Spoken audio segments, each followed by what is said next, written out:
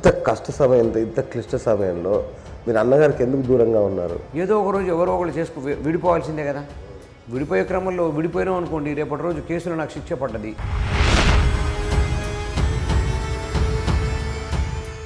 వీలునామాలో మీ పేరు మీద రాశారా? మొదట తన ఆస్తిలో మీకు వాటా ఇచ్చారా? జనవరిలో మా అమృత పెళ్లి చేసుకున్నది. March second week or third week ఎప్పుడో, కరెక్ట్ ఐడియా లేదు నాకు.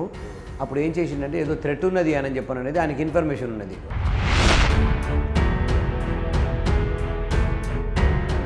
మారుతిరావు గారు ఆర్థికంగా చాలా ఇబ్బందుల్లో ఉన్నారు ఇప్పుడు. మారుతిరావుకు సంబంధించిన ఒక ఆస్తి వస్తే దాని నుంచి వచ్చే డబ్బులు కూడా శ్రవణే తీసుకున్నాడు. అందుకే మనస్తాపం చెంది ఆత్మహత్య చేసుకున్నాడు. అమ్మితే అన్ని అఫీషియల్గానే వస్తాయి కదండి. మారుతిరావు చెందిన ఆస్తి నేను ఎట్లా అమ్ముతా చెప్పండి? ఆ డబ్బులు నాకెందుకు ఇస్తాడు?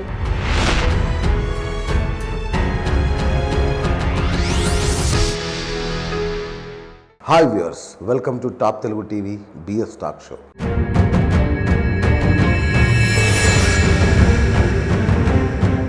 మనం చూస్తూనే ఉన్నాం అమృత, మారుతిరావు ఈ ఉదంతం, మారుతిరావు గారి విషాదాంతం. చంపేంత ప్రేమ ఒకరిది, చచ్చేంత ప్రేమ ఒకరిది అని ఈ మధ్యకాలంలో బాగా ప్రాచుర్యంలోకి వచ్చింది. కన్న తండ్రి కూతురు మధ్య జరుగుతున్న ఈ పోరాటంలో చివరికి తండ్రి ప్రాణాలు బలవన్మరణం తీసుకున్నాడు. గత 2 సంవత్సరాలుగా జరుగుతున్న ఈ పోరాటంలో ఇప్పుడు కొత్తగా శ్రవణ్ అనే పేరు పైకి వచ్చింది. ఇప్పుడు ఆయన్ని ప్రథమ దోషిగా, ప్రథమ ముద్దాయిగా నిలబెట్టే ప్రయత్నం జరుగుతోంది. సో శ్రవణ్ అంటే ఎవరో కాదు, మారుతిరావు గారి సోదరుడు. అమృత చెప్తున్న దాని ప్రకారం మారుతిరావు సైతం శ్రవణ్ చెప్పినట్టే వినేవాడు. బాబాయికి చెప్తాను, బాబాయ్ చూస్తే ఊరుకోడు అని చెప్పేంతగా భయపెట్టేవాడు, బూచిలాగా చూపించేవాడు. మరి అలాంటి శ్రవణ్ నిజంగా బూచియేనా? ఏం చేశాడు, ఏం చేస్తున్నాడు, నిజంగా ఆయనే వీళ్ళనా కనుక్కుందాం. నమస్తే శ్రవణ్ గారు. సో వెరీ సారీ జరిగిన దానికి. ఈ టైంలో మిమ్మల్ని ఇబ్బంది పెడుతున్నాను. కాకపోతే కొత్తగా ఇష్యూ అంతా మీ వైపు ఫోకస్ అవుతుంది. ఈ నేపథ్యంలో మిమ్మల్ని మీరు ఎలా చెప్పుకుంటారు? మా కుటుంబంలో తగాదాలు లేవు. ఓకే. అమృత ఇష్యూ అయిన తర్వాతనే విభేదాలు మొదలైనవి. ఓకే. అమృత పెళ్లి చేసుకున్న తర్వాత విభేదాలు మొదలైనవి. ఓకే. అది అట్లా కంటిన్యూ అవుతున్నాయి. ఓకే. వ్యాపారం కలిసే చేస్తున్నాము, ఇప్పటికీ వ్యాపారం కలిసే ఉంది. మా ఆస్తులు ఏమన్నా ఉంటే కొన్ని ఎవరు వాళ్ళ పేరు మీద ఉంటాయి, కొన్ని కలిసి ఉంటాయి. ఇప్పుడు ఆస్తులు కొనటము, అమ్మటము, లేకపోతే కొని ఉంచుకోవటము, కొన్ని పిల్లల కోసం ఉంచడం, భవిష్యత్ తరాల కోసం ఉంచడం, ఇట్లా ఉంటాయి స్థిరాస్తుల విషయంలో. సరే, కొంతమందికి అవగాహన ఉంటుంది, కొంతమందికి అవగాహన ఉండదు. భవిష్యత్తులో అవసరానికి ఉండడం కోసం అనేది కొన్ని ఆస్తులు ఉంటాయి. రియల్ ఎస్టేట్ బిజినెస్ చేస్తున్నాం కాబట్టి అమ్మేది కొనేది ఉంటుంది కాబట్టి కొన్ని ఆస్తులు ఉంటాయి. ఆ క్రమంలో కొన్ని ఆయన పేరు మీద, కొన్ని నా పేరు మీద అట్లా ఉంటాయి. మేము పర్టికులర్గా ఏంటంటే భవిష్యత్తులో ఉండకూడదు కోసం అని చెప్పని అనుకున్నదంటే దాన్ని మేము అమ్మం. ఓకే. ఇది అమ్మాల్సిందే బిజినెస్ పరంగా అని చెప్పంటే దాన్ని అమ్ముతాం, దాన్ని ఉంచుకోం. ఎట్లయినా సరే ఏదో రేట్ చేస్తాం, అమ్ముతాం. బిజినెస్ అది. దాంట్లో ఎవరికి తోచినట్టు ఆలోచించుకుంటారు, ఎవరు తోచినట్టు వాళ్ళు ఊహించుకుంటారు అంతే తప్ప మేము చిన్నపిల్లలం కాదు. మొత్తం ఒకటే మారుతిరావు పేరు మీద ఆస్తులు ఉండడానికి. మారుతిరావు అమాయకుడు కాదు, మొత్తం తమ్ముడు పేరు మీద ఆస్తులు ఉండడానికి. ఎవరి పేరు మీద ఎట్లా ఉండాలి, ఎవరి పేరు మీద ఏమి ఉండాలి అనేది మేము ఆస్తిపరంగా, ఆర్థిక పరంగా అన్ని చూసుకొనే ఎవరికి వాళ్ళు చేసుకుంటాం. ఎట్లా చెప్తున్నంటే మారుతిరావు గారు ఆర్థికంగా చాలా ఇబ్బందుల్లో ఉన్నారు. ఇప్పుడు ఒక 50,000 కూడా దొరకని స్థితిలో ఉన్నాడు. ఈ క్రమంలో మారుతిరావుకు సంబంధించిన ఒక ఆస్తి వస్తే దాని నుంచి వచ్చే డబ్బులు కూడా శ్రవణే తీసుకున్నాడు. అందుకే మనస్తాపం చెంది ఆత్మహత్య చేసుకున్నాడు. అమ్మితే అన్ని అఫీషియల్గానే వస్తాయి కదండి. మారుతిరావు చెందిన ఆస్తి నేను ఎట్లా అమ్ముతా చెప్పండి? తనే అమ్మాడు, కానీ దాని నుంచి వచ్చిన డబ్బులు మీరు, ఆ డబ్బులు నాకెందుకు ఇస్తాడు? అసలు మా ఇంట్లో ఎప్పుడైనా సరే ఒక 50,000 లక్ష ఉండవు. మాకు అంటే హెల్త్ పరంగా కార్డ్స్ ఉంటాయి, ట్రాన్సాక్షన్ పరంగా బ్యాంకులు ఉంటాయి. కొద్ది గొప్ప ఉంటే ఎమర్జెన్సీ ఉంటే బ్యాంకులు అర్ధరాత్రి అపరాత్రి అనుకున్నప్పుడు ఒక 50,000 లక్ష రూపాయలు, 2 లక్షలు ఇది ఇంట్లో ఉంటాయి తప్ప అధికంగా ఉండవు. ప్లస్ అసలు పోనీ అడ్వకేట్కి ఇస్తానికి ఆస్తులు అమ్మితే నేను దగ్గర పెట్టుకున్నా అనుకుందాం, అది పక్కకు పెడదాం. నా దగ్గర పెట్టుకుండి నా దగ్గర ఉంచుకున్నా అంటే అసలు వకీళ్ళకి ఇవ్వడానికి డబ్బులు ఎంత అవసరం? 50,000 ఇవ్వడానికి ఇన్ని కోట్లు సంపాదించిన మారుతిరావుకి 5 లక్షలు, 50,000, 20,000 ఎవరికైనా కావాలంటే ఇచ్చే పరిస్థితి ఉండదా? పోనీ ఆలాఫ్షడన్ తెల్లవారే వరకు కేసు అయింది కాదు కదా. ఒక అడ్వకేట్లో డబ్బులు అవసరం అంటే ఎప్పుడో 20 సంవత్సరాల తర్వాత, 10 సంవత్సరాల తర్వాత అవసరము పిల్లలకి మంచి చెడు అవసరాలకు ఉంటాయని జాగ్రత్త పడే మా కుటుంబము కేసు ఉన్నది ఏమైనా అవసరం ఉంటుందని జాగ్రత్త పడేది ఆలోచన వార్త రాకూడదా అండి? ఊరికి ఎందుకు 50,000 ఇచ్చినా 50,000 అయినా లేవు అంటే కొన్ని సందర్భాలలో ఎట్లా ఉంటుందంటే ఎవరన్నా అడిగితే లేవు నా దగ్గర డబ్బులు. ఓకే, మనకున్న అలవాటు అది. ఊరికే నా దగ్గర డబ్బులు లేవు, వస్తాయి బ్యాంకు నుంచి రావాలి, ఇట్లా ఇచ్చే అవసరం లేనప్పుడు బ్యాంకు దాటేస్తుంటాం. మనకు ఇచ్చే అవకాశం లేనప్పుడు అంటే వద్దు అనుకున్నప్పుడు దాటేస్తుంటాం. అవును, లేవు అని చెప్పి. అవును, లేవు అనేదే ఎక్స్పోజ్ చేస్తున్నారు తప్ప ఏమున్నాయనేది ఎక్స్పోజ్ చేయట్లేదు. మరి ఇన్ని ఉన్నోడు లేవా? ఇప్పుడు 50,000 ఉండవు సార్, 5 లక్షలు అప్పు కావాలంటే ఎవరు ఇయ్యరా? ఈ 10 కోట్లు 2 కోట్లు 3 కోట్లు అట్లా పెట్టి బిల్డింగులు కొంటారు, అట్లా ఉన్నది ఇట్లా ఉన్నది అని అంటే 5 లక్షల అప్పు దొరకదా సార్? 50,000 అప్పు కదా, 5 లక్షల అప్పు దొరకదా? మనం వ్యవహారపూర్వకంగా ఆలోచించుకుంటే అంత ఇన్ఫ్లుయెన్స్ లేనోడు ఇంత సంపాదించలేడు కదా. అంటే ఇప్పుడున్న సిచ్యువేషన్లో ఎవరు ఇవ్వలేదా? అన్ని చోట్లలో ఉన్నాయి సార్ మా ప్లాట్లు. ఊర్లో 4 మూలల అన్ని చోట్లలోనే మా ప్లాట్లు. ఎట్లా అంటే ఎటువైపు డెవలప్ అవుతుందో తెలియదు. 30 సంవత్సరాల కింద రామోజీ ఫిలిం సిటీ దగ్గర ఎవరు కొనేవాడు లేడు. ఆ రోజు కూడా 3,000 250 300 అట్లా గజం ఉన్నది రామోజీ ఫిలిం సిటీ ఆ రోజు కూడా. అప్పుడు 50 రూపాయల గజం అండి. కోకాపేట ఇక్కడ 50 రూపాయల గజం అంటే కొనేవాడు లేడు. అక్కడనేమో 2 లక్షల గజం అయింది, ఇక్కడనేమో 20,000 గజం అయింది. ఏది ఎప్పుడు ఎటు రియల్ ఎస్టేట్ బిజినెస్ పెరుగుతుందో భూమిలో విలువ వస్తే తెలియని క్రమంలో మేము 4 పక్కలు కూడా మాకు చేతనైంది అక్కడ కొంచెం కొంటా, అక్కడ ఒక ప్లాట్ ఇక్కడ ఒక ప్లాట్ అట్లా కొనుక్కుంటూ వస్తున్నాము. పెద్ద సమిష్టి కుటుంబము, పిల్లలు పెద్దోళ్ళు.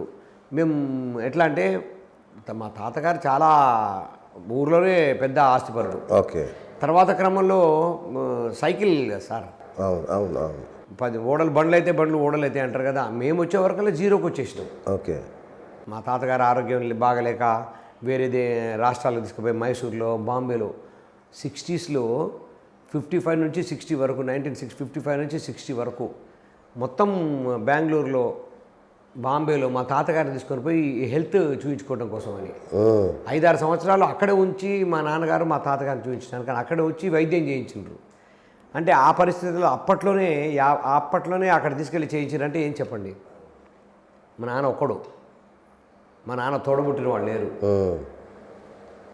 వర్కర్లకు అప్పచెప్పేసి గుమస్తాలకు అప్పచెప్పేసేస్తే వాళ్ళు సొంతంగా వ్యాపారం చేయాలంటే చేయలేరు కదా, నిర్ణయం తీసుకోలేరు, న్యాయంగా ఉంటారని నాకు తెలియదు.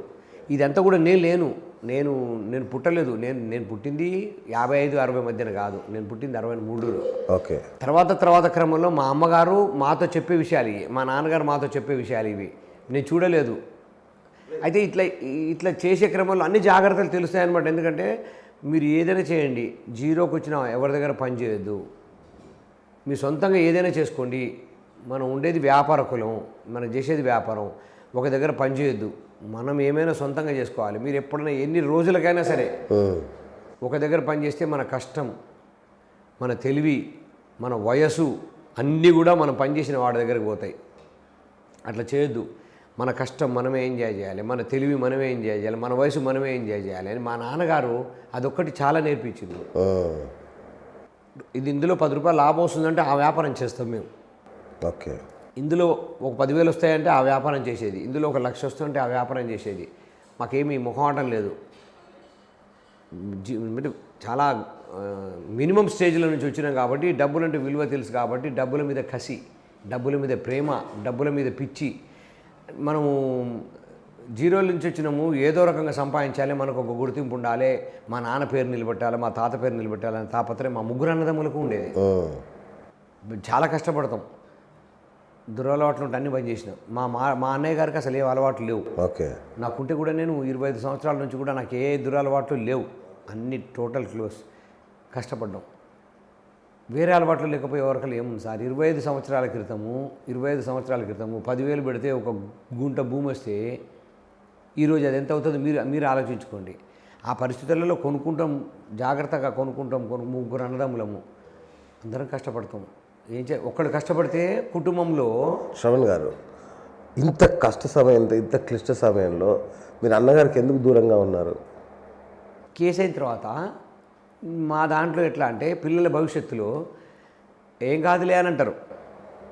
పక్కనున్నప్పుడు నచ్చి చెప్పినట్టు ఏం కాదులే అంటారు. నా కూతుర్ని ఒక పెళ్లి చేస్తామని ఆ సంబంధం ఇద్దామంటారే వాడితో ఎందుకురా ఆయన కేసులు ఉన్నాయి, వాడు కావద్దు ఇంకో సంబంధం కానీ అని చెప్పనని పెళ్ళిళ్ళ విషయానికి వచ్చేవరకల్లా కొంచెం మాకు ఇబ్బంది అవుతుంది. ఓకే. ఇప్పుడు ఎవరైనా ఒక మంచి యోగ్యుడిని చూసుకోవాలి, మంచి చదువుకున్న చూసుకోవాలి, మన వ్యాపారస్తుని చూసుకోవాలి, కానీ కేసులలో ఉన్న వాళ్ళని చేసుకోవాలంటే ఎందులో కూడా కుదరదు. ఎవరు కూడా ఒప్పుకోరు. ఎవరు ఏ మతం, ఏ కులం, లేకపోతే ఎవరు కూడా ఒప్పుకోరు అంత ఈజీగా. సాఫ్ట్గా ఉండాలని కోరుకుంటారు తల్లిదండ్రులు, మా పిల్లలు ఇంత మంచిగా ఉండాలని. ఆ పరిస్థితుల్లో ఇట్లాంటి ప్రాబ్లం అవుతున్నది. ప్లస్ కేసు అయింది, అన్ఫార్చునేట్లీ కేసులు ఇరుక్కున్నాం. మేము మా భవిష్యత్తు ఎట్లుంటుందో తెలీదు. ఇప్పుడు మీరు ఉన్నారా ఈ కేసులో? నేను కూడా ఉన్నాను కేసులో. తెలియని పరిస్థితులలో మేము ఇంత కష్టపడి ఎస్టాబ్లిష్ చేసుకుంటూ వచ్చిన మా ఇదిని, ఆర్థికపరమైన లావాదేవీల్ని ఏదో ఒక రోజు ఎవరో ఒకరు విడిపోవాల్సిందే కదా. విడిపోయే క్రమంలో విడిపోయినాం అనుకోండి, రేపటి రోజు కేసులో నాకు శిక్ష పడ్డది. అన్నీ సెటిల్ చేసి మా పిల్లలకి ఈ వ్యాపారం ఇది మీద మన ఆస్తి ఇది అని ఒప్పుకుంటే సరిపోతుంది కదా. అది వాళ్ళకి అప్పచెప్పేసేస్తే ఒకవేళ రేపటి రోజు నాకేమైనా శిక్ష పడ్డా సరే ఓకే, మా నాన్న మాకు అన్నీ సమకూర్చిపోయిండు అనుకుంటాడు. జీరో లెవెల్కి వచ్చి మా నాన్న మమ్మల్ని కష్టపడి పెంచిండు. ఇది మాకు అవకాశం ఉండి వాళ్ళని ఎందుకు అగ్గమ్మ గోచరంగా పంపించాలి, బయటకు ఎట్లా ఉంచాలి? మేము లోపల పోతాము, మాకేమైనా అయితే తెలియదు కదా సార్. ఇప్పుడు మేము తప్పు చేయలేదు అని నిరూపరైతేనేమో బయటపడతాం. ఇప్పుడు మీరు ఏంటి A2నా ఏంటి? A6. ఓకే. ఎవరికైనా ఏమైనా జరగవచ్చు. ఆ పరిస్థితులలో ఎవరిది వాడు చేసుకోవడానికి తప్పేంది? ఎవరు ఏర్పడరు చెప్పండి? వేరుపడడం వేరు. క్లిష్ట సమయంలో, కష్ట సమయంలో మీరు అన్నతో మాట్లాడకుండా ఉండడం అనే నిర్ణయం కరెక్టేనా? మనిషిని ఇగో చంపిన తర్వాత ఎవరైనా ఒకటే కదా సార్. ఇగో ఇప్పుడు ఎందుకుంటే సార్ సాఫీగా ఆస్తులు పంచుకొని వద్దు అని అనుకుందాం అంటే ఆయనకేమో విడిపోవాలనే కోరిక లేదు, నాకేమో విడిపోయి కలిసి ఉందామనే కోరిక ఉంది. ఓకే. విడిపోతే నాకేమన్నా అయితే నా కుటుంబం ఆగమవుతుంది కదా, వీడు చూసుకుంటాడు కదా అనే ఉద్దేశం ఆయనది. నేనేమో ఎవరి కుటుంబం వాళ్ళని తర్వాత కలిసి ఉందాం అనేది. నేను ఇప్పుడు వేరే, ఆయన ఇల్లు వేరు, నా ఇల్లు వేరు, వేరే కాపురం పెట్టి దాదాపు 18 సంవత్సరాలు అవుతుంటే నేను మంచిగానే ఉన్నా కదా సార్, కలిసే ఉంటున్నాను. రైట్. అంటే ఈ మొత్తం వంశానికి మీరు హిట్లరా? కాదు, ఫేర్గా మాట్లాడతా.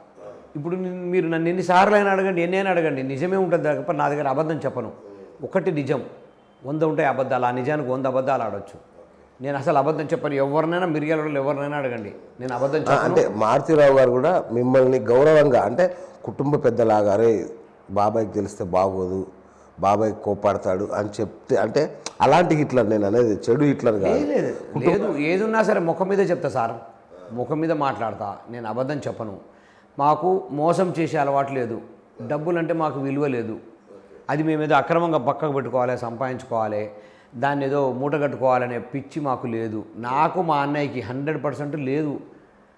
ఎస్టాబ్లిష్ అవ్వాలని కోరుకుంటే తప్ప పక్కకేసుకోవాలనేది ఒకసారి దురుద్దేశం మనసులో వచ్చిందంటే వాడు పక్కకేసే దాని గురించి ఆలోచన వస్తుంది.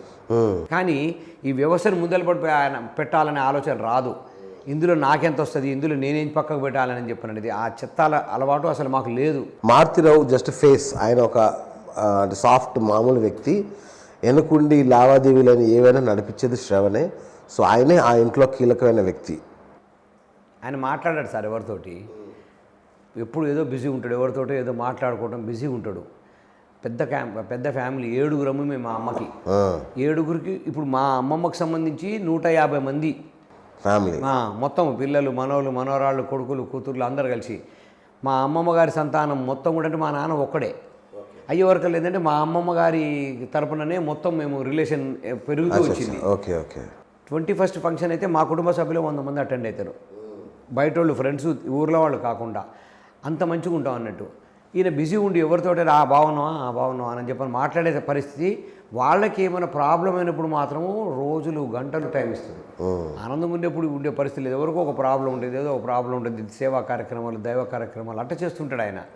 ప్లస్ నా మాదిరిగా చొచ్చుకుపోయే గుణం కాదు ఆయనది. నేనేమో కింద కూర్చుంటా, అక్కడ కూర్చుంటా, ఎక్కడ కూర్చుంటా, కింద పడుకుంటా. అంటే పిల్లలందరితోటి, పెద్దవాళ్ళందరితో కూడా చాలా మర్యాదగా అట్లా కలిసిపోయి ఉంటా. అందరితోటి నాకు చనువు ఎక్కువ. నాతోటి చనువుకుంటారు. ఇప్పుడు నేను ఎవరో ఎట్లా ఫ్రీగా ఉంటే అట్లా ఉంటారు. నేను మా అన్నయ్యతోటే నేను డైరెక్ట్ మాట్లాడానండి, ఫోన్లో మాట్లాడతా. అవునా? బయట మాట్లాడటానికి ఎవరో ఒకళ్ళు ఉంటారు. ఫోన్లో అయితే కంపల్సరీ ఏందో ఫోన్ చేసిండు అని చెప్పాను. బిజీగా ఉంటేనే తర్వాత చేస్తా అంటాడు, లేకపోతే మాట్లాడతాడు.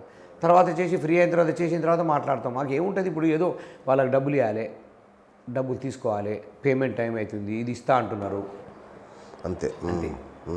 పొలిటికల్గా అయితేనేమో వాళ్ళు వీళ్ళు వస్తుంటారు అది ఇది అని చెప్పాను. మేమేం రౌడీలో వ్యాపారం చేసుకునేట వాళ్ళం కదా సార్. రైట్. ఆస్తులన్నీ మీరే నిర్వహిస్తున్నారా మొత్తం ఆస్తులన్నీ? ఎప్పుడైనా సరే ఏం చేయాలన్నా సరే ఆయననే నిర్ణయిస్తాడు. ఇది ఉన్నదా, ఇది ఉంచుకుందామా అమ్మేద్దామా, ఉంచుకుందామంటేనేమో ఎవరిది వాళ్ళ పేరు మీద ఉంచుంటుంది, అమ్మేద్దామంటేనేమో అది పెండింగే ఉంటుంది. ఎందుకు పెండింగ్ ఉంటుంది అంటే మనం మళ్ళీ నేను కొనుక్కొని మళ్ళీ నేను వేరే అమ్మాలి కదా. ఒకవేళ మనకి ఏమన్నా కొద్ది గొప్ప 5 3 లాభం వచ్చింది అనుకోండి, మళ్ళీ డైరెక్ట్ ఇప్పుడు మీ దగ్గర కొనుక్కొని మీ దగ్గర నుంచి అమ్మేస్తాం. వాళ్ళకి డబ్బులు ఇచ్చేసి పెండింగ్ పెట్టుకుంటాం. ఊర్లో పుట్టి పెరిగిన ఊరు కదా సార్. ఒక 20 లక్షలు మీ దగ్గర ప్లాట్ కొనుక్కున్నా సరే నేను అమ్ముకోవాలనుకుంటున్నా, ఇంకొక 1 లక్ష ఎక్కువ వస్తే అమ్ముకోవాలి. నేను మీ దగ్గర తీసుకుని నేను రిజిస్ట్రేషన్ చేయించుకుంటే నాకు ఒక 20,000 రిజిస్ట్రేషన్ ఛార్జెస్ అయితే మీరు ఎక్కడ పోతారు? పుట్టి పెరిగిన వాళ్ళం కదా ఇక్కడ. వాళ్ళ తత్వం ఏంటిది అనేది మాకు తెలిసిపోతుంది. అన్న నీ దగ్గర ఉండని, నేను అమ్ముకోవడానికి తీసుకునేదే కదా, ఒక నెల 15 రోజులు చూద్దాము, 2 నెలలు చూద్దామని చెప్పానని ఆపి, ఒకవేళ మేము ఏదైనా కొనుక్కుంటే అమ్మదలుచుకుంటే అది వాళ్ళ పేరు మీద డైరెక్ట్. ఓకే. ఎందుకంటే ఆ 10-20 అయితే డైరెక్ట్ వాళ్ళకనే అన్న అట్లా ఆపుకోవటమే. అట్లా ఆపుకునే క్రమంలో వాళ్ళ దగ్గర కొనుక్కున్నవి అట్లా ఉంటాయి. అవి దాదాపు 3 సంవత్సరాల నుంచి ఆ పరిస్థితి కూడా లేదు. ఓకే. రియల్ ఎస్టేట్ బిజినెస్ లేదు. రియల్ ఎస్టేట్ బిజినెస్ 3-4 సంవత్సరాల నుంచి మిర్యాలలో చాలా వీక్ ఉంది. 2 సంవత్సరాల నుంచి మేము కేసుల్లో కూరుకుపోయినాం. ఇంకా వాళ్ళ పేరు మీద వీళ్ళ పేరు మీద ఎవడన్నా ఒక నెల 2 నెలలు ఉంచుకుంటారు వాళ్ళ పేరు మీద. మేమైనా వేరే వాళ్ళ పేరు మీద నెల 2 నెలలు ఉంచుకుంటాం, అమ్మితే రేట్ వస్తే అమ్ముదామని. కానీ తర్వాత ఆ సంవత్సరం 2 సంవత్సరాలు ఎవరు ఉంచుకుంటారు అంటే బినామీలు ఎవరు? బినామీలు లేరు, 100% లేరు. ఎవరు బినామీలు ఉన్నా సరే డైరెక్ట్ వాళ్ళ దగ్గరికి నా దగ్గరికి రమ్మనండి, వాళ్ళనే ఎంజాయ్ చేయమనండి. నేను మీ ఛానల్ ద్వారా నేను చెప్తున్నా, ఎవరు బినామీ ఉన్నా వాళ్ళనే ఎంజాయ్ చేయమనండి. పిలిచి మాకు రిజిస్ట్రేషన్ చేయండి అని మేము అనంటే వాళ్ళని మిమ్మల్ని తీసుకొని రమ్మనండి. నువ్వు ఛానల్లో అట్లా మాట్లాడినావు, ఇప్పుడు నాకు రిజిస్ట్రేషన్ చేయమంటున్నావు ఏంది అని చెప్పి అడగమనండి, పర్వాలేదు, ఓపెన్గా. ఇప్పుడు వీలునామా విషయానికి వస్తే, వీలునామాలో మీ పేరు మీద రాశారా? మొదట తన ఆస్తిలో మీకు వాటా ఇచ్చారా? జనవరిలో మా అమృత పెళ్లి చేసుకున్నది. March 2nd week or 3rd week ఇప్పుడు కరెక్ట్ ఐడియా లేదు నాకు. అప్పుడు ఏం చేసిందంటే ఏదో థ్రెట్ ఉన్నది అని చెప్పాను అనేది ఆయనకి ఇన్ఫర్మేషన్ ఉన్నది. పిచ్చి ఇన్ఫర్మేషన్. వాస్తవంగా నేను కూడా నమ్మను. ఎందుకంటే ఏదైతే ఈ ప్రణయ్ ఉన్నాడో, ప్రణయ్ వాళ్ళు మేమందరం కూడా, అంటే ప్రణయ్ వాళ్ళ నాన్న మేమందరం కూడా ఒక స్కూల్లో చదువుకున్న వాళ్ళమే. ప్రణయ్ అమృత కాదు. వాళ్ళ నాన్న మీరు కూడా భాగస్వామి? మా అన్నయ్య, మా పెద్దన్నయ్య, మా ఫ్యామిలీ అంతా కూడా సెంట్ మేరీ స్కూల్లో చదువుకున్న వాళ్ళమే. వాళ్ళకి చిన్నప్పటి నుంచి తెలుసు. అంటే మేము దాదాపు 50 సంవత్సరాల నుంచి 40 సంవత్సరాల నుంచి 30 సంవత్సరాల నుంచి తెలుసు. వాళ్ళ మనస్తత్వం మాకు తెలుసు.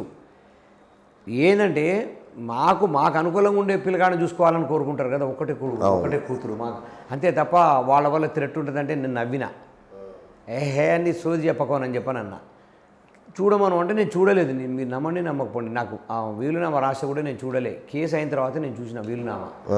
మార్చిలో వీలునామా రాస్తే సెప్టెంబర్ కేసు అయిన తర్వాత వీలునామా కాపీ, కేసు అయిన తర్వాత నేను ఛార్జ్ షీట్లో చదివిన. కేసు పెడతారు కదా, కేసు పెట్టినప్పుడు ఉన్న దాంట్లో నేను చదివిన. ఓకే. ఏమన్నా ఉంది? కొన్ని ఆస్తులు ఆయన పేరు మీద ఉంటాయి కదా సార్, నాకు చేయాల్సి వస్తుంది. నేను లైవ్లో ఉంటేనేమో నేను పద్ధతి ప్రకారం నేను మళ్ళీ మా వదిన గారికి చేస్తాను, అన్నయ్యకి, మా వదినకి. మరి ఆయనకి ఏమన్నా థ్రెట్ అయింది అనుకోండి, మరి అప్పుడు మా వదిన గారికి ఇన్వాల్వ్మెంట్ వస్తుంది కదా ఆటోమేటిక్గా. వచ్చినప్పుడు ఏం చేయాలి? మా వదిన గారికి వచ్చినప్పుడు ఏం చేయాలి?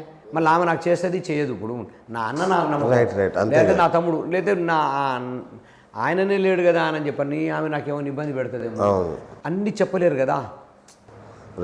అన్ని చెప్పలే పరిస్థితులలో ఉమ్మడి ఆస్తుల్లో నా పేరు మీద ఉన్న అంటే సగం ఇయ్యానన్నాడు.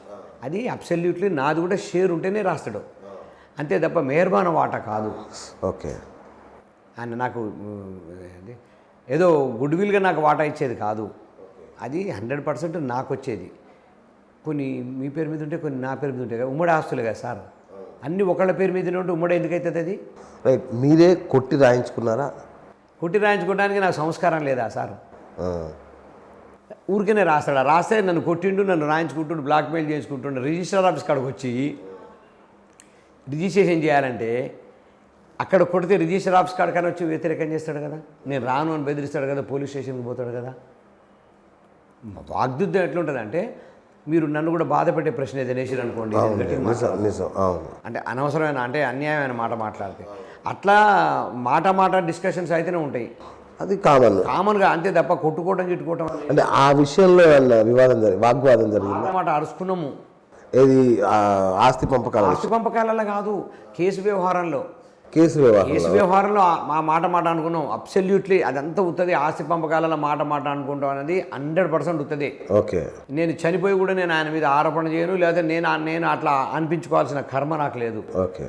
ఏమైనా కేసు విషయంలో అన్యాయంగా నేను కేసు పెట్టినా, నా మీద కేసు వచ్చింది, నేను అనవసరంగా జైలుకు పోయినా, నేను ఇది 100% అమృతకి కూడా తెలుసు.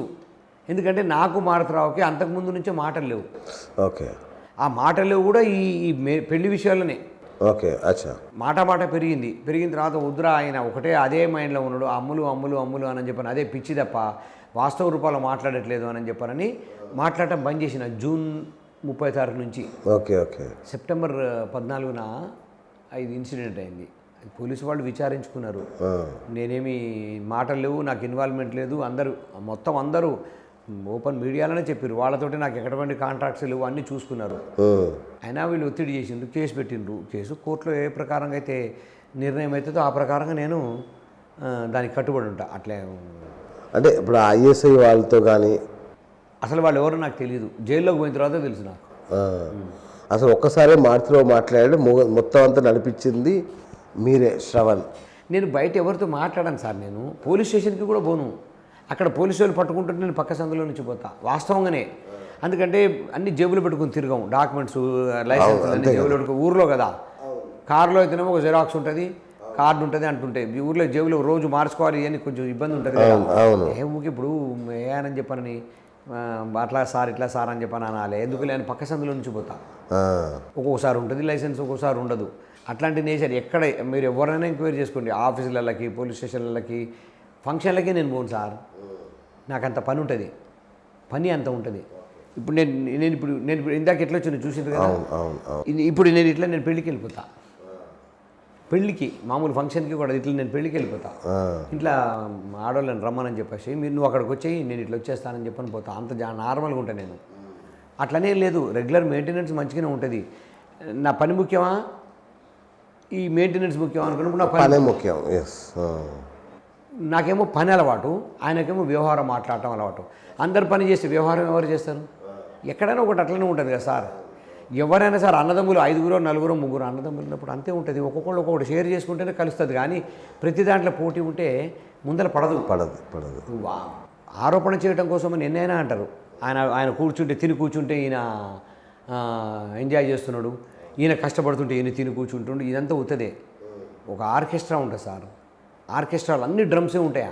ఎందుకుంటాయి? క్లారినెట్ ఉంటుంది, ఫ్లూట్ ఉంటుంది, డ్రమ్స్ ఉంటాయి. ఇన్ని అయితేనే ఆర్కెస్ట్రా సక్సెస్ అవుతుంది. భార్య పని భార్య చేస్తుంది, బిడ్డ పని బిడ్డ చేస్తుంది, అన్న పని అన్న చేస్తాడు, అమ్మ పని అమ్మ చేస్తేనే ఆ కుటుంబం సజావుగా ఉంటుంది.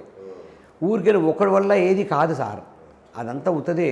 మీ ద్వారా నేను తెలియజేసేది ఏంటంటే, నలుగురిలో కనపడేవాడే మంచోడు అంటే నలుగురిలో కనపడేవాడే కష్టపడేవాడు అని కూడా కాదు.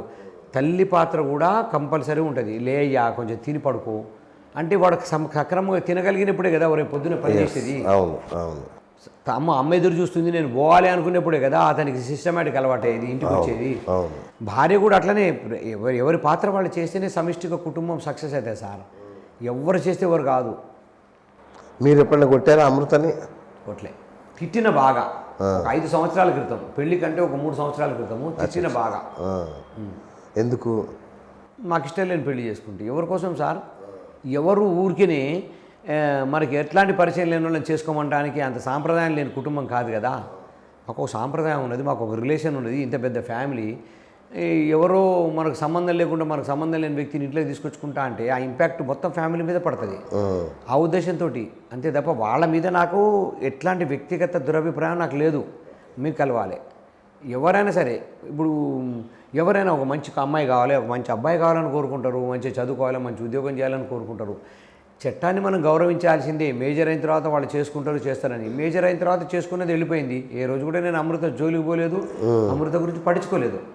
అంటే మీరు లవ్ అఫైర్ ఉన్నప్పుడు కోపడ్డారా? ఎప్పుడు కోపడ్డది 3 సంవత్సరాల క్రితము, ఆమె పెళ్లి చేసుకోవడానికంటే 3 సంవత్సరాల క్రితము నేను కోపడ్డది. ఓకే ఓకే అవన్నీ మీడియా కానీ అమృత కానీ ఎక్స్పోజ్ చేస్తలేదు, ఎందుకంటే తన వైపు తిప్పుకోవాలి. ఓకే ఓకే 3 సంవత్సరాల క్రితం నేను కొట్టింది, మళ్ళీ ఇప్పటికైనా అమృతను అడగండి, అమృత అబద్ధం చెప్పదు. నేను ఇప్పటికైనా చెప్తాను, అబద్ధం చెప్పదు. ఓకే మీడియా వాళ్ళు కరెక్ట్ ఎప్పుడు కొట్టింది అని అడగటం లేదు. నాకు ఇప్పుడు అవకాశం కలగలే ఈ చెప్పడానికి, ఎందుకంటే మేము వాలంటరీగా నేనే వెళ్ళిన సార్ ఎస్పీ గారి దగ్గరికి. ఓకే కేసు అయితే డిఎస్పీ గారికి ఫోన్ చేసి వచ్చి నువ్వు ఎస్పీ గారిని కలిసిపోబ్బా అని చెప్పంటే సార్ వస్తానని చెప్పని నాకు నేనే పోయినా. నాకు ఎవరు పట్టుకొని ఇంటికి వచ్చి సోదా చేసి ఏం లేదు, నేనే పోయి జరిగిన విషయం మొత్తం చెప్పిన, జరిగిన విషయం నేను ఇప్పుడు మీ ముందరే చెప్తున్నాను. నేను అబద్ధాలు చెప్పడం అమృత కవర్ చేసుకోవడం కోసం అని, ఈ సిచ్యువేషన్ కవర్ చేసుకోవడం కోసం దాటేయాల్సిందే తప్ప లౌక్యంగా అబద్ధం చెప్పదు, వాస్తవంగా చెప్తున్నాను. అడగండి, ఇప్పటికైనా అడగండి నేను ఎప్పుడు కొట్టిను, నాకు అభ్యంతరం లేదు. ఆస్తిని వాసవి ట్రస్ట్కి ఏమైనా రాసే ప్రయత్నం చేసి? ఎవరికి రాయారు సార్, మా కష్టం మేము వేరే వాళ్ళకి ఎందుకు ఇస్తాము? అంటే నేను లోపలికి వెళ్తానేమో, మేము మా ఉన్న ఆస్తి కొద్దిగా ఎవరికైనా ఇట్లనే ఇవ్వడానికి ప్రయత్నం చేస్తాం. ఇప్పుడు వచ్చిండ్రు వాళ్ళు ఒక 25,000 ఇవ్వండి సార్ అన్నారు, 25,000 చాలా అన్న, మీ ఇష్టం సార్ అన్నాడు. ఒకసారి 1 తులం బంగారం ఇస్తలే అని చెప్పని అన్న. వాళ్ళు ఇస్తే వాళ్ళు తలుసుకుంటారు, వాళ్ళు దండం పెట్టుకుంటారు, పోతారు. ఆడవాళ్ళు వచ్చిండ్రు, ఏం కావాలన్నారు, గాజులకు డబ్బులు ఇవ్వండి సార్ అన్న. సర్లే అని చెప్పని ఇంటికి రాండి మీరు అందరూ, వీరు వేషాలు వాళ్ళు కాటి కాపర్లు, మీరు వేషాలు వేసుకొని రావకండి, అందరు చీరలు తీసుకొని పోండి అని చెప్పని నా భార్యకు ఫోన్ చేసి అందరు చీరలు తీసుకో, బంగారం తీసుకో అని. అంటే మనం పోయిన తర్వాత మన గురించి తెలుసుకోవాలని. ఇప్పుడు నిన్న వచ్చిండ్రు సార్ మారుతరావు కోసం, ఎందుకు వచ్చిండ్రు? మారుతరావు చాలా సేవా కార్యక్రమాలలో చాలా ఉంటాడు, వాస్తవం చెప్తున్నా. మీరు ఎవరినైనా అడగండి, ఒక బొద్దిగా ఉంటే బొద్దిగా ఇట్లా కాలుతోడు కూడా అన్నాడు. మరి అలాంటి వ్యక్తి ఇంత వైలెంట్ ఎలా అయ్యాడు? చాలా టార్చర్, ప్రెషర్ అనుభవించింది సార్. పిచ్చి ప్రేమ, పిచ్చి. సో అసలు గట్టిగా మాట్లాడాడు సార్, గట్టిగా మాట్లాడాడు ఆ అమ్మాయితోటి. పిచ్చి ప్రేమ అన్నమాట, పిచ్చి. ఒకవేళ కనుక కోపం వచ్చింది అనుకోండి, ఫోన్ కట్ చేస్తాడు, ఒక 2 నిమిషాలు అయిన తర్వాత అయ్యిందమ్మా అని చెప్పని మళ్ళీ ఫోన్ చేస్తాడు తప్ప అడగడు, గట్టిగా మాట్లాడు. ఒకటి కూతురు గారాభంగా పెంచిండు. ప్లస్ ఆయనతోటి ఏంటంటే ఎవరు కూడా ఆయనతో మాట్లాడాలని భయపడతారు. మీరు బయటికి వెళ్ళిన తర్వాత ఆఫ్ ద రికార్డ్ మా వర్కర్లు అందరూ ఉంటారు కదా, అడగండి చెప్తారు. గంట నిలబడతారు, 2 గంటలు నిలబడతారు, కానీ ఏందిరా వచ్చినావు అని చెప్పండి అడుగుతారు, మాట్లాడతారు, లేకపోతే వెళ్ళిపోతారు. మంచోడు. మా అన్న నేను అన్నదమ్ముల మాదిరిగా ఉండవు, ఫ్రెండ్స్ మాదిరిగా ఉంటాం. ఎందుకురా గట్టిగా మాట్లాడు, నేనన్నా తిడితేనేమో అప్పుడప్పుడు తంత నా కొడతాను, కానీ అన్నాడు కదరా మాట్లాడవచ్చు అంటే కూడా మా భయం సార్ మేము మాట్లాడమంటారు. అట్లా క్రియేట్ అయింది. ఫ్రెండ్స్ గిన్స్ సరదాగా నాకు తెలిసి మారుతున్నాం అని ఇక్కడ పుట్టి పెరిగితే జనరల్గా ఏంటంటే ఆ బజార్లో ఈ బజార్లో ఈ క్లాసులో ఆ క్లాసులో ఎవరో ఒకరు అరే అనుకునే ఫ్రెండ్స్ ఉంటారు. మారుతురావు అరే అనుకునే ఫ్రెండ్స్ ఈ భూమి మీద 4-5 ఉంటారు, ఆ వయసు సంబంధించిన వాళ్ళే. ఓకే, నాకు ఒక 10 మంది ఉంటారు అంతే. ఒరే శ్రవణ్ అనేవాళ్ళు ఉండరు. అరటిపండ్ల బండి అమ్మే అతను ఉన్నాడు, చిన్న బండి మీద డ్రాయర్లు. చిన్నతనంలో కలిసి స్కూల్లో చదువుకున్నప్పుడు ఒరే అని ఆడుకునే వాళ్ళం. ఈరోజు కూడా నేనే అక్కడికి పోయి వాడితోటి అరే అని మాట్లాడుకుంటూ వాడితోటి అరే అనిపించుకుంటా. ఆ ఫీలింగ్ వేరే ఉంటుంది కదా సార్. మారుతరావు కూడా ఎవరితో అంత ఇదిగా ఉండడు. మాకు ఈ అటు ఇటు మీటింగులు పెట్టి వేరే దగ్గర పోయి సరదాగా ఉండటం, అటు పోదాం ఇటు పోదాం ఏముండదు. పోతే మా ఫ్యామిలీస్ తోటి సినిమాకి, మారుతరావు సినిమా కూడా పోడు. అదే సార్, నాకు ఇప్పటికి కాంట్రాస్ట్ ఏంటంటే మీరు చెప్తే ఇట్లా శ్రీరాముడి తరహాలో చెప్తున్నారు, బొద్దింకకు కూడా హాని తలపెట్టారు. నిజంగానే సార్ అది. అలాంటి వ్యక్తి ఐఎస్ఐ తీవ్రవాదుల్ని హైర్ చేసుకునే పరిస్థితి ఏంటి? అది ఐఎస్ఐ తీవ్రవాదులు అనేది అసలు వాస్తవం మనకు తెలియదు సార్ అది. ఓకే, అయితే మా బావగారితో ఒక ల్యాండ్ డిస్ప్యూట్ ఉంటే వచ్చిండ్రు. ఓకే, ఆయన ఎప్పుడూ 90s కొనుక్కున్నాడు మా బావ. వాళ్ళది ఇది అని చెప్పని కూడా మనకు తెలియదు. వాళ్ళకి సంబంధించిన వాళ్ళ రిలేటివ్స్ అంట. ఇప్పుడు ఐఎస్ఐ తీవ్రవాది అని వాడికి ఒక కుటుంబం ఉంటుంది కదా సార్. ఉంటుంది ఆఫ్ కోర్స్. ఇప్పుడు అతను ఐఎస్ఐ అనేది మనకు తెలియదు. మనం ఏదో కొనుక్కున్నాము, ఎప్పుడో కొనుక్కున్న క్రమంలో వాళ్ళు వచ్చి మా సంగతి తెలుసా అని చెప్పానంటే మా వాడు కేసు పెట్టిండు, నన్ను బెదిరిస్తున్నాడు ఇప్పుడు ఆయన వచ్చి అని. కేసు పెట్టినప్పుడు కూడా అతను ఎవరో తెలియదు, వాస్తవం అది. కేసు కాంప్రమైజ్ అయిపోయిన తర్వాత నాకు చెప్పిండు, అప్పటివరకు నాకు అది ఆ విషయం కూడా నాకు తెలియదు. ఓకే, మీరు ఇప్పటికైనా సార్ అడగండి, అతను కేసు పెట్టి ఉన్నాయన కేసులో ఉన్నాడు, ఆయన అడగండి, నాకు తెలిసేమో. ఈ పంచాయతీలు ఇట్లాంటి విషయాలు నాకు చెప్పడు, నాకు టెన్షన్ ఎక్కువ, నాకు అసలు వద్దు అని చెప్పానంట నేను. కాంప్రమైజ్ అయ్యి అంటే పెట్టిన తర్వాత ఏమైందంటే కేసు పెట్టి కంప్లైంట్ చేసి నన్ను బెదిరిస్తున్న కేసు రిజిస్టర్ అయిన తర్వాత మళ్ళీ వెనక్కి తీసుకోవాలంటే అవుతుందా సార్? అవును, అంత ఈజీ కాదు కదా. కోర్టులో పడిన తర్వాత మళ్ళీ కోర్టులో కాంప్రమైజ్ అవ్వాలి, కోర్టులో శిక్ష పడాలి, ఏదో ఒకటి కావాలి. అయితే తర్వాత ఒక 6 నెలలు 1 ఇయర్ పట్టింది అది కేసు కాంప్రమైజ్ అవ్వడానికి. పట్టే క్రమంలో ఒక 2-3 సార్లు కలిసిండు. ఓకే. కలిసే క్రమంలో అన్న నువ్వు నీ పేరు మిర్యాలలో ఎంత ఇదవుతున్నది, నువ్వు కాంప్రమైజ్ అవుతావు అనుకోలేదు, వాస్తవంగా వచ్చింది వాళ్ళ దగ్గర రిలేటివ్ గురించి వచ్చిండు. అతను రిలేటివ్ ఆ ల్యాండ్ది ప్రాబ్లం ఉన్నది కూడా. ఓకే. ఇంత జెన్యూన్ ప్రాబ్లం ఉన్నది, అసలు అతనికి మీరు డబ్బులు ఇవ్వాల్సిన అవసరం కూడా లేదు, అట్లాంటిది మీరు న్యాయంగా మాట్లాడినరు, అసలు మీరు ఇట్లా అనుకోలేదు అని చెప్పనని భారీ ఇతనని మా ఇష్యూ అయిపోయింది. తర్వాత ఎవరు మీ అట్లాంటి మిత్రులు ఉండే ఎందుకురా భయ్ మీరు ఆయన తెలియదు ఆయన నీకు తెలియదు ఏదో కేసు పెట్టినావు కానీ కాంప్రమైజ్ కాండి అంటే కాంప్రమైజ్ అయ్యాడు. కాంప్రమైజ్ అయిన తర్వాత 1-2 సార్లు కలిసిండి. ఇట్లనే పండగలకు రంజాన్కి ఈయన విశేష చెప్పడము, పండగలకి దసరాకి చెప్పడం తప్ప వాస్తవంగా తర్వాతగా లేదు. మరి ఇలా ఎట్లా నీకు తెలియదు? బయట వేరే ఉంటాం కాపురం, పెళ్ళికాడ నుంచి ఆయనకు నాకు అండర్స్టాండింగ్ లేదు. నేను మాట్లాడుకుంటుంటూ ఉంటే ఆయనతోటి అంత మంచి జరిగేదేమో, చాలా మంచి జరిగేది. మీరు ఇప్పుడు అందరు చెప్పేది ఏంటంటే మీరే బ్యాక్ బోన్ అని, ఆయనకి మంచి జరిగేదేమో కానీ మీకు మంచి జరగకపోయేది. మానసికంగా భయం అంటే మానసికంగా నన్ను ఇబ్బంది పెడుతున్నాడు. ఓకే. నేను సెన్సిటివ్గా ఉంటా, నాకు పిల్లలే లోకం, నా ఇల్లే లోకం. ఓకే. మేము 5గురం కడితేనే సినిమా పోతామండి, లేదా నా భార్య నేను పోతాం. ఒక్కళ్ళు తక్కువ ఉన్న సినిమాకు పోం. ఒక అమ్మాయి తక్కువ ఉన్నా సరే నేను పిక్చర్కి కూడా వెళ్ళను, కనీసం ఫంక్షన్కి కంపల్సరీ కాబట్టి పెళ్ళిళ్ళకి పోతాం. కానీ అంటే మా వరకు సొంతంగా ఏదైనా ఎంటర్టైన్మెంట్ కావాలంటే అందరం కలిసి ఉంటుంది తప్ప ఒకళ్ళకి పోవాలంటే మనసు ఒప్పదు. పెద్ద అమ్మాయి నర్సరీ నుంచి హైదరాబాద్లో ఉన్నది. ఓకే. ఇక్కడికి వచ్చిన తర్వాత మిర్యాలగూడకి హాలిడేస్కి వచ్చిన తర్వాతనే మేము సినిమాకైనా ఎక్కడికైనా వెళ్ళాల్సిందే తప్ప అన్ని రోజులు లేకపోతే మేము పోకపోయేవాళ్ళం. చిన్నపిల్లలు 2 గొడవ చేశారు, ఆమె వచ్చి రాగానే ఆమెకు ఇంపార్టెన్స్ ఇస్తాం, రాగానే ఎక్కడికైనా పోదాం అంటాం. వాళ్ళకి అవగాహన ఉండదు కదా.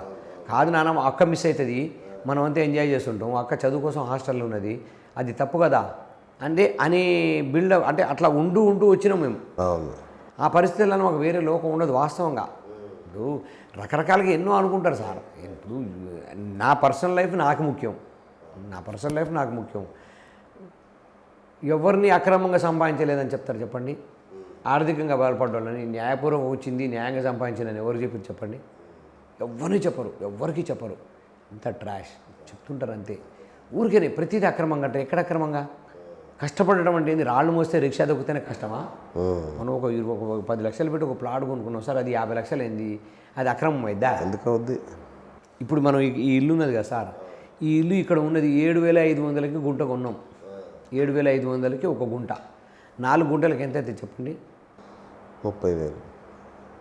90లో కొనుక్కున్నాం మేము. ఇది 7,500 గుంట. ఇప్పుడు ఎంత ఉంటుంది చెప్పండి ఇక్కడ గజం? ఈజీగా 40,000 ఉన్నది గజం. 7,500 ఎక్కడ, 40,000 ఎక్కడ గజం చెప్పండి? మరి అక్రమంగా ఎట్లయితే సార్? అక్రమంగా కొనుక్కోవటం అంటే వాడిని బెదిరించి కత్తి నుంచి బెదిరించి అట్లా చేస్తే రైట్. ఆ వీలునామాను మీరు మార్పించారా ఏమన్నా? మార్పించిన అప్పుడు మళ్ళీ మధ్యన కట్ అయింది. వీలునామా ఏంటంటే ఆ టెన్షన్లో నేను రాసిన శ్రవణ్ అంటే మరి ఊరికే రాసేది ఎందుకన్నా, నేను చేసేది ఉందేమో, నువ్వు చేయించుకో, నువ్వు చేసేది ఉంటే నాకు చేసి. టెన్షన్లో రాశారన్నాడు కదా, ఏం రాశాడు? తప్పుగా రాశాడా? ఏం లేదు, నేను నాకేమన్నా అనుకోని సందర్భంలో నాకేమన్నా థ్రెట్ అయ్యి నాకేమన్నా ఇబ్బంది జరిగితే మళ్ళీ నువ్వు ఇబ్బంది పడొద్దు, నా లీగల్ హెయిర్ నీకు చేయాలి. చేసే క్రమంలో ఆయన సగం సార్ ఆయన దాంట్లో సగం నాకు రాసిండు. ఆయన దగ్గర ఉన్న ఆయన పేరు మీద ఉన్న ఆస్తిలో సగం రాసిండు. 3 వాటాలు, ఇందులో నాకు 25%, నీకు 75 అట్లా లేదు. ఏదైనా 50-50నే ఫస్ట్ నుంచి కూడా. ఇద్దరమే. మా బ్రదర్ పెద్ద ఆయన 87లో చనిపోయాడు. ఓకే. 87లో చనిపోయినప్పుడు మీ చిన్నపిల్లలు మాకేమీ తెలియదు. ఆయన కూడా సూసైడ్ చేసుకుంటూ ఆర్థికంగా కూడా ఏం లేదు, జీరోనే. ఇంకా మేము ఒక స్టేజ్కి వచ్చిన తర్వాత కొంచెం ఆలోచించి జాగ్రత్త పడాలని స్టేజ్కి వచ్చిన తర్వాత సంపాదించుకున్నాం అని తెలుసు. ఏదైనా 50-50. ఓకే. ఏదైనా సగం అని మా అంత ఫ్యామిలీ అందరికీ తెలుసు, అన్నయ్యకి తెలుసు, నాకు తెలుసు, అంత కామన్. ఒక ఫరం ఉంటేనే 50-50 సార్. ఒక రిజిస్ట్రేషన్ ఫరం ఉంటేనే 50-50. ఇండివిజువల్ ప్రాపర్టీస్ ఒక ఎకరం కొనుక్కున్నాము, ఇద్దరు పొత్తులను రాసుకుంటాం. ఒక కాంప్లెక్స్ ఉన్నది, ఇద్దరు కలిసి అనుకుంటాం.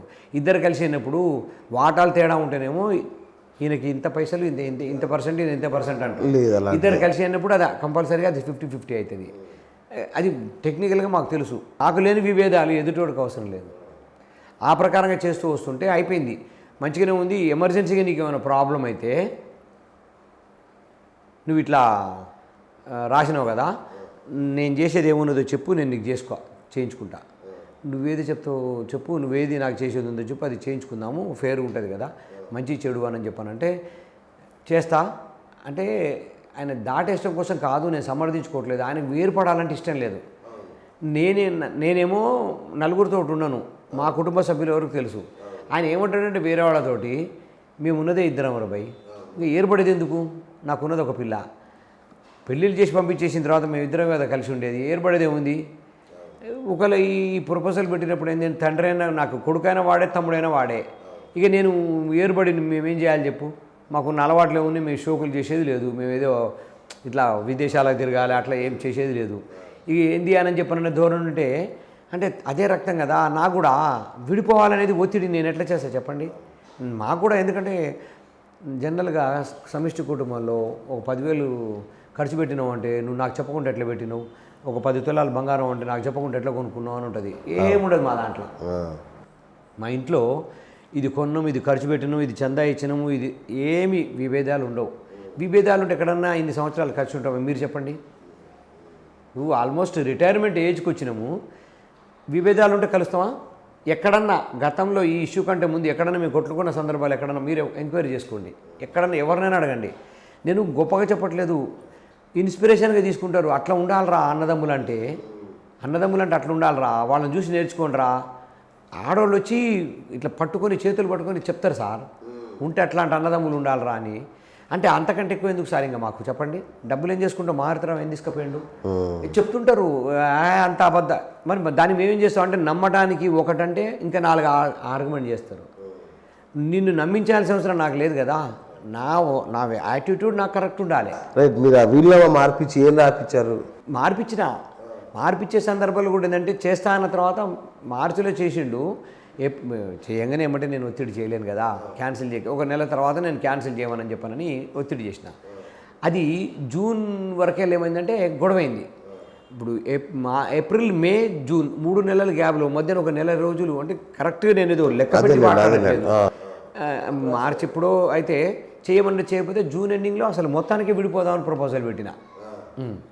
అప్పుడేమో ఎవరిది వాడు చేసుకుందామన్నా, జూన్లోనేమో నాకు ఆయనకి డిస్కషన్ అయిన క్రమంలో నాకు ఆయన కూడా కాదు వాస్తవంగా, నా కూతురికి, నా భార్యకి, ఆయనకి ఏదో మీరు సపోర్ట్ చేసిండ్రు అమృతకి అని చెప్పని అనేది పెద్ద ఆరోపణ చేసిండ్రు. ఓకే. ఈ కుటుంబ వ్యవహారంగా సార్ ఆడోళ్ళని ఎందుకు లాగాలన్న ఉద్దేశంతో నేను చెప్తున్నా. కానీ అది ఈ గొడవ లేదంటున్నావు ఇట్లాంటి అంటే అమృత వెళ్ళిపోవడానికి నీ బిడ్డ, నీ భార్యనే సపోర్ట్ చేసిండ్రు అనేది ఆయన ఆరోపణ. నెలకొకసారి రాదు, 2 నెలలకు ఒకసారి రాదు అమృత మా ఇంటికి. అయితే ఆయన ఇప్పుడు ఎవరో చెప్తున్నప్పుడు ఆయనకి బిడ్డ మీద ప్రేమతోటి ఎంతమందినైనా ఆరోపణ చేస్తాడు. ఎవడైనా ఒకటే, ఎవరి పేరు చెప్తే వాళ్ళని నన్ను అన్యాయం చేసినట్టు తప్ప ఆయన మంచిగానే ఉన్నట్టు. ఆ పరిస్థితులలో ఏమైంది, వద్దు అనవసరంగా నా భార్యని నా బిడ్డను కూడా ఆరోపణ చేస్తున్నాడు, ఇట్లా చేస్తే నాకు నచ్చట్లేదు అని చెప్పానని మీలాంటి మిత్రుల ద్వారానే, పెద్ద మనుషులు గిద్ద మనుషులు కూడా లేరు, మేమే పెద్ద మనుషులం కదా సార్, ఇంత వయసు వచ్చింది, ఇక మాకు పెద్ద మనుషులు 60 ఏళ్ళు 70 ఏళ్ళు 80 ఏళ్ళు చెప్పలేరుగా అని మిత్రులతో ఇట్లా సంగతి అని చెప్పానంటే మేము ఒక కాంప్లెక్స్ స్టార్ట్ చేసినాం, హాస్పిటల్ కట్టిద్దామని 200 బెడ్డెడ్ది. అది కంప్లీట్ అవని బావా వద్దు, ఇప్పుడు ఆయన మామూలుగా వ్యవహారం మాట్లాడతాడు కానీ కన్స్ట్రక్షన్ ఏం చేయించలేడు, అది కంప్లీట్ అయిపోతుంది కదా, డిసెంబర్ వరకు అయిపోతుంది, చాలా అంటే 80% అయిపోయింది, డిసెంబర్ వరకు అయిపోతుంది కదా, ఆ జనవరిలో అది ఓపెన్ అయిన తర్వాత ఏదన్నట్టు మాట్లాడుకుందాం కానీ వద్దు అనవసరంగా ఎన్ని రోజులు ఉంటుంది, ఇవాళ ఉన్నావేశం రేపు ఉంటుంది, పోనీలే అని చెప్పని బాగా రిక్వెస్ట్ చేసిండు. సర్లే అని చెప్పని మాట్లాడుకోవడానికే నాకు సహించట్లేదు, నా భార్యని నా బిడ్డని అనే వరకు నేను కొంచెం తట్టుకోలేకపోతున్నా.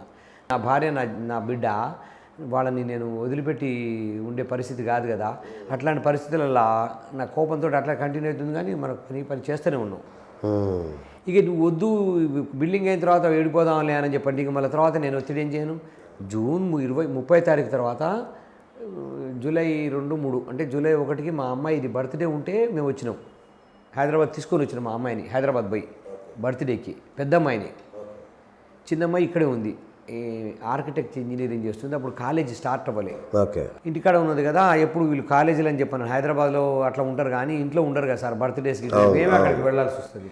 ఇంకా వద్దులే అని నేనే మా అమ్మాయిని హైదరాబాద్ తీసుకొని వస్తాను కనిపోతుంటే మా అమ్మాయికి ఒక గిఫ్ట్ కొందామని షాప్కి వెళ్ళినాం.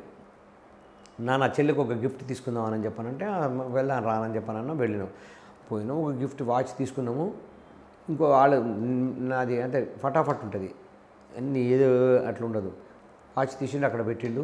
అలా 4-5 వాచ్లు ఇది మంచిగా ఉంది కదా కన్నా తీసుకోవాలని చెప్పన్నా. సార్ ఇప్పుడే మేము తీసినాం, ఇప్పుడు 1 నిమిషంలో సెలెక్షన్ చేసుకుంటే ఎట్లా కుడుతుంది, మా దగ్గర అన్ని ఇంటర్నేషనల్ బ్రాండ్స్ ఉంటాయి సార్, మీరు చూడండి అని చెప్పాను. వద్దు సార్ అన్న, చాలు మాకు నచ్చింది తీసుకున్నాం, అది లేదు కదా మాకైతే. అంటే చూడండి సార్ మీరు చూస్తే మంచిగా ఉంటుంది కదా అని చెప్పని అతను వెళ్ళితుండు. మా అమ్మాయికి ఫోన్ చేసిండు మా అన్నయ్య, ఇట్లా నాకు ఏదో ఇన్ఫర్మేషన్ ఏదో అప్పుడు ఏదో నువ్వు ఏదో మాట్లాడిపించిన ఉంటా అది ఇది అని చెప్పానని. మా అమ్మాయి అట్లా మాట్లాడుతూ అట్లా దూరం పోయింది, మాట్లాడుతూ ఏడుస్తుంది. ఏంది ఇది అటే పోయింది, తీసుకొచ్చి వాచ్లు చూపిస్తున్నాడు కదా అని నేను చూసే వరకు కన్నా ఏంది ఇట్రా అని చెప్పాను అన్న. ఇది కళ్ళు తుడుచుకుంటూ వస్తుంది, ఎవరు అని చెప్పానంటే ఆయా అన్నది.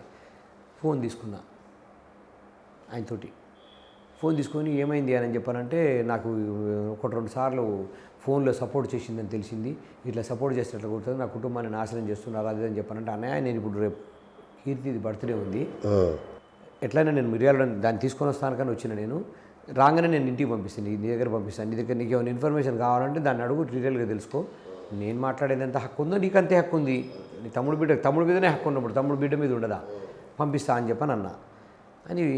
సరే అని ఫోన్ కట్ చేసిండు. దాదాపు ఒక అరగంట మాట్లాడిండు, నేను 2-3 నిమిషాలు మాట్లాడిన. అంటే నాతోటి ఎక్కువ ఆర్గ్యుమెంట్ జరగదు, ఇంకా ఎందుకు ఎదురుగా మాట్లాడదాము, దానికోసం ఫోన్ ఎందుకు అని. ఆ అంత అయిన తర్వాత వచ్చేసినాం వెంబటే, ఇంకా తీసుకోలేదు, అది నచ్చిన గిఫ్ట్ తీసుకున్నాం, ఇంకా డైరెక్ట్ వచ్చేసిన నేను. ఇంకా షాపులు ఎన్నింటి తీస్తారు సార్ హైదరాబాద్లో, 11-11:30 అవుతుంది షాపర్ స్టాప్. అక్కడ నుంచి డైరెక్ట్ ఇక వేరే ఏం లేదు. ఆ డ్రైవర్ని రారా నాయన అన్న, బిర్యానీలో పోదాం పా అని చెప్పానన్నా. పోతే మధ్యాహ్నం రోడ్డు మీద ఏదో హోటల్లో లంచ్ చేసినాం, 3 వరకు వచ్చినాం. రాగానే మా అమ్మాయి ఫోన్ చేసింది, మేము వచ్చినాం ఆయా ఎక్కడికి రమ్మంటో చెప్పు అని. అంటే నాన్న చెప్పిండు కీర్తిది బర్త్డే ఉన్నది కదా అని చెప్పిండు కదా, రేపు బర్త్డే ఉన్నది కదా ఎల్లుండి మాట్లాడదాలేమ్మా అవసరం లేదని చెప్పిండు. అప్పటికే ఆయన కోపం తగ్గింది. ఎవరో చెప్పుడు మాట్లాడేవి, ఎవరో ఫోన్ చేసినా అయిపోయింది. సరే అని చెప్పి ఇంక వెళ్ళలేదు. తెల్లారి బర్త్డే ఉంది. అసలు యాక్చువల్గా ఏంది వీళ్ళని కూడా అన్నయ్య వాళ్ళని కూడా మీరు ఇట్లనే ఈ ఫంక్షన్లకి రావడమే తప్ప ఎవరు బిజీ వాళ్ళే కదా సార్. ఆయన రమ్మటానికి నాకు మనసు అంగీకరించేది, అడుగులుగా తిడుతున్నాడు. పోయిన అమ్మాయి బాగానే ఉంది కానీ మధ్యాహ్నం మేమేమైంది అని చెప్పని చిన్నపిల్లనా సార్, పిలవలేదు.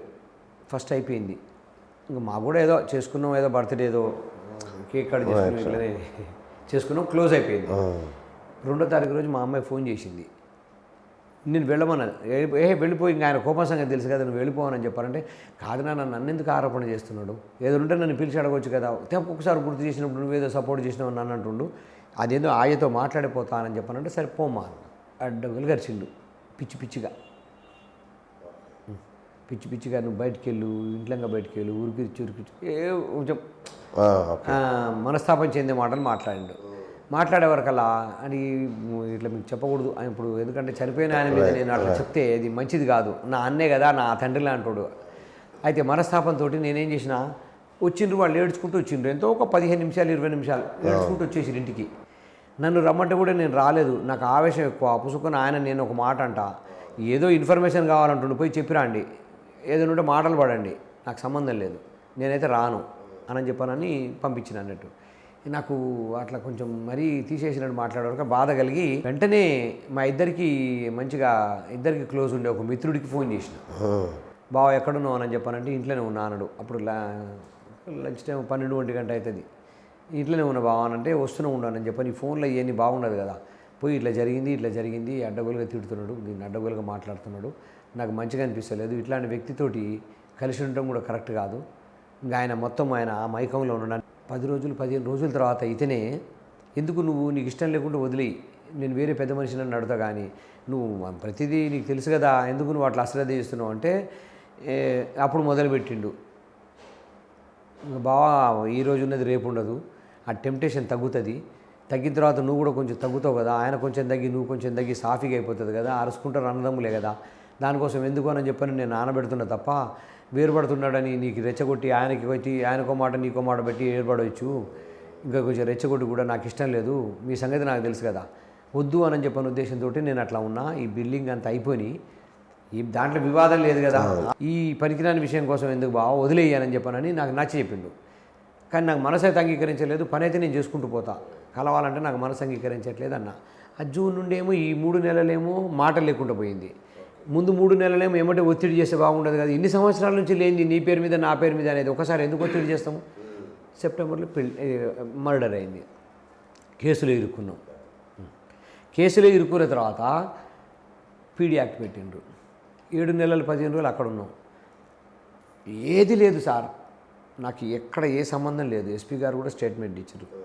అసలు వాళ్ళతోటి ఎక్కడ కూడా శ్రవణ్కి ఎక్కడ కూడా పరిచయాలు లేవు, ఎక్కడ కూడా కలిసిన సందర్భాలు లేవు, ఫోన్ కాంటాక్ట్స్ లేవు, స్టేజ్ మన చెప్పిండ్రు కూడా. ఈ రికార్డు కూడా ఉంది, కాల్ డేటా ఉంది. వాళ్ళు కూడా స్టేట్మెంట్ ఇచ్చారు, శ్రవణ్ ఎవరో మాకు తెలియదు, మాకు ఎప్పుడు కలవలేదు అని. ఎస్పీ గారు కూడా ఎంక్వైరీ చేసుకున్నారు. ఈవెన్ మా అన్నయ్యతోటి మాటలు లేవు అన్న సంగతి కాల్ డేటాలో చూసుకున్నారు. మా వాళ్ళకి సంబంధించిన వాళ్ళందరినీ పిలిపించిండ్రు. ఇప్పుడు ఏదైతే పెద్ద మనిషి ఉన్నాడో ఆ పెద్ద మనిషితో సహా వాస్తవమే మాటలు లేవు ఆయనకి ఈయనకి అని చెప్పానని అన్నీ నిర్ధారణ అయిపోయినాయి.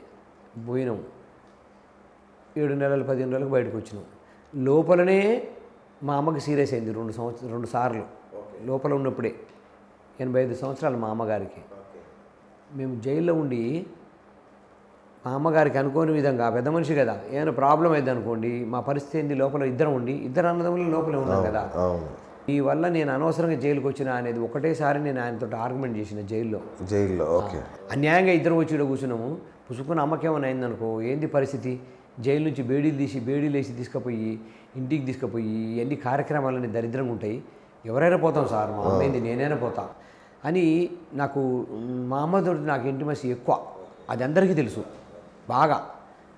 నాకు తట్టుకోలేక ఆ విషయంలో గొడవయ్యి 10 జన్మలైనా నీకు క్షమించాడు దేవుడు, నన్ను అనవసరంగా ఇరికిచ్చి దీంట్లో తీసుకొచ్చి అని చెప్పానని ఆర్గ్యుమెంట్ అయింది. నన్నేం చేయమంటే నేనేం చేసిన నేను అని చెప్పాను. ఆయన నేనేం చేసిన ఆయన ఎవరికల్లా నువ్వేం చేయలేదు, దాన్ని కాపాడుకోలేవైతివి, దాన్ని పంపిస్తేవి పట్టించుకోకుండా కేర్లెస్ చేసి అది పెళ్లి చేసుకొని వస్తే దానికి నేను అన్యాయంగా బలవుతున్నా అనేది ఇంకా మాట కదా.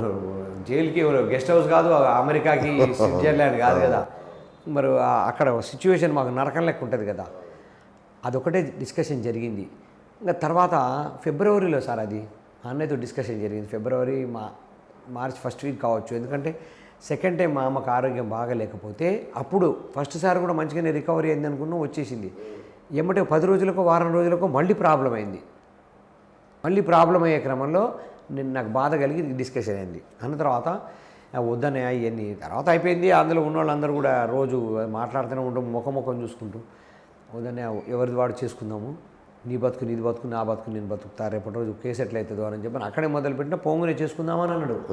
పోంగునే ఉన్న రిజిస్ట్రేషన్ కూడా చేసుకుందాము, ఇది కంప్లీట్ అయిపోతుంది కదా, కన్స్ట్రక్షన్ కంప్లీట్ అయిపోతుంది కదా, చేసేసుకుందాం, ఏం లేదన్నాడు. వచ్చిన తర్వాత నేను అదే మొదలుపెట్టే క్రమంలో నేను కేసులు ఇరుక్కోవాలి, ఈ ఉంగరాలు పోయినాయి జైల్లో. ఎట్లా? జైల్లో డిపాజిట్ చేసిన మేము. ఇప్పుడు మామూలుగా నేను ఎస్పీ గారు పిలిస్తే పోయినా, అట్లనే జైలుకి పంపించారు, రిమాండ్ చేసిండ్రు. రిమాండ్ చేసేప్పుడు డిపాజిట్ చేసిన నా ఉంగరాలు పోయినాయి. అక్కడ డిపాజిట్ చేసిన ఉంగరాలు పోయినాయి. 7 నెలల తర్వాత వచ్చేవరకల్లా లేవు. ఎట్లా మిస్ అయినాయో మరి మిస్ అయినాయి, అప్పుడు దొరకలేదు. రైట్. తర్వాత మళ్ళీ నాకు రికవరీ అయినాయి అనుకోండి, అప్పుడు దొరకలేదు. మొన్న రికవరీ అయినాయి. ఓకే, దొరకలేదు. అవి దొరకకపోతే సర్లేరని చెప్పనని అంతకు ఈ ఇన్సిడెంట్ కంటే ముందే నేను అన్ని మామూలు ఫోన్లే వాడతా సార్. నాకు ఇప్పుడు మేము చదువుకోలేదు, నాకు ఇవన్నీ తెలియదు వాస్తవంగా. ఫోన్లు ఈ నెట్లు గిట్లు మాకు తెలియదు. మా పిల్లలు ఏంది ఎవరు పడితే వాళ్ళు మంచి ఫోన్లు వాడుతున్నారు అని అమెరికా నుంచి ఫోన్ తెప్పించారు, iPhone 10 అప్పుడే రిలీజ్ అయింది. ఓకే, నాకు పిల్లలు తెప్పియగా నా పిల్లలు తెప్పిస్తేనేమో ఫోన్ పోయింది, కోర్టులో అది జైల్లో గుంజుకున్నారు కదా సార్, అది పోలీసులు. నా ఉంగరాలు పోయినాయి, అన్యాయంగా నేను కేసులు ఎదుర్కొన్నా, ఇది ఎక్కడ కథ, నా కర్మ ఇది అని చెప్పానని మాట. ఇట్లనే అందరం ఫ్రెండ్స్మే సార్, మనందరం ఫ్రెండ్స్మే కూర్చున్నాం. నన్ను ఎందుకు అంటున్నావు, నువ్వు నాకే సంబంధం, నీ మీద కేసు పెట్టను అడుగుపోయి నన్ను అడుగుతున్నావు ఏంది నువ్వు, నేను పెట్టవనా నీ మీద అన్నాడు. అనేవరకు అక్కడ ఉన్న పెద్ద మనుషులు మారుతురావు నువ్వు అట్లా మాట్లాడొద్దు, అరే అయిపోయింది మన కర్మ ఏంది, అయిపోయింది కదా అని చెప్పని అనాల్సింది పోయి ఇదేంది అని చెప్పానని వాళ్ళు అంటుంటే ఏమంటారన్నా నేను పెట్టాలన్నా నేను అదని చెప్పని మొదలుపెట్టిండు. ఆయన ఒక టాక్టిస్ ఉన్నది, ఇష్యూని పెండింగ్ పెట్టాలనుకున్నప్పుడు ఇట్లనే బాధ పెడతాడు. ఓకే, ఆ ఇష్యూని పెండింగ్ పెట్టాలి. ఇప్పుడు కొన్ని రోజులు పోస్ట్ పోన్ అవుతుంది కదా, నేను మాట్లాడకుంటే నేను మాట్లాడను అసలు, నాకు కొన్ని నెలలు పడుతుంది అనమాట నేను నార్మల్గా రావడానికి. ఆయనకు తెలుసు ఒక్క కడపలో పుట్టినాం సార్, అంతే కదా, దీన్ని నిమ్మలంగా పోస్ట్ పోన్ చేయాలంటే అంటే తర్వాత క్రమంలో నాకు అర్థమవుతుంది. ఆ క్షణంలో మాకు అర్థం కాదు కదా సార్, అమ్మ ఇట్లా కడుపులో మండే మాటలు మాట్లాడుతున్నాడు, చిని అమ్మ ఏం కర్మరా నాకు, నేను పోయి జైలు నాకోసం 2 రోజులు బొమ్మను చూద్దాం, నేను ఆయన వల్ల నేను 7 నెలలు పోయినా ఇది ఎక్కడ తీయాలని చెప్పి నా వర్షాల్లో నేను ఆలోచిస్తున్నా. తర్వాత పరిణామాల్లో ఎందుకు అని చెప్పన్నది క్లియర్గా అర్థమవుతుంది అనమాట. అన్ని అడ్డమే మాట్లాడుతున్నాడు, ఓకే, అన్ని ఎదురుదాడి చేస్తున్నాడు. రైట్, ఎందుకు మాట్లాడుతున్నాడు అని చెప్పననేది వీళ్ళు ఆశ్చర్యపోతున్నారు.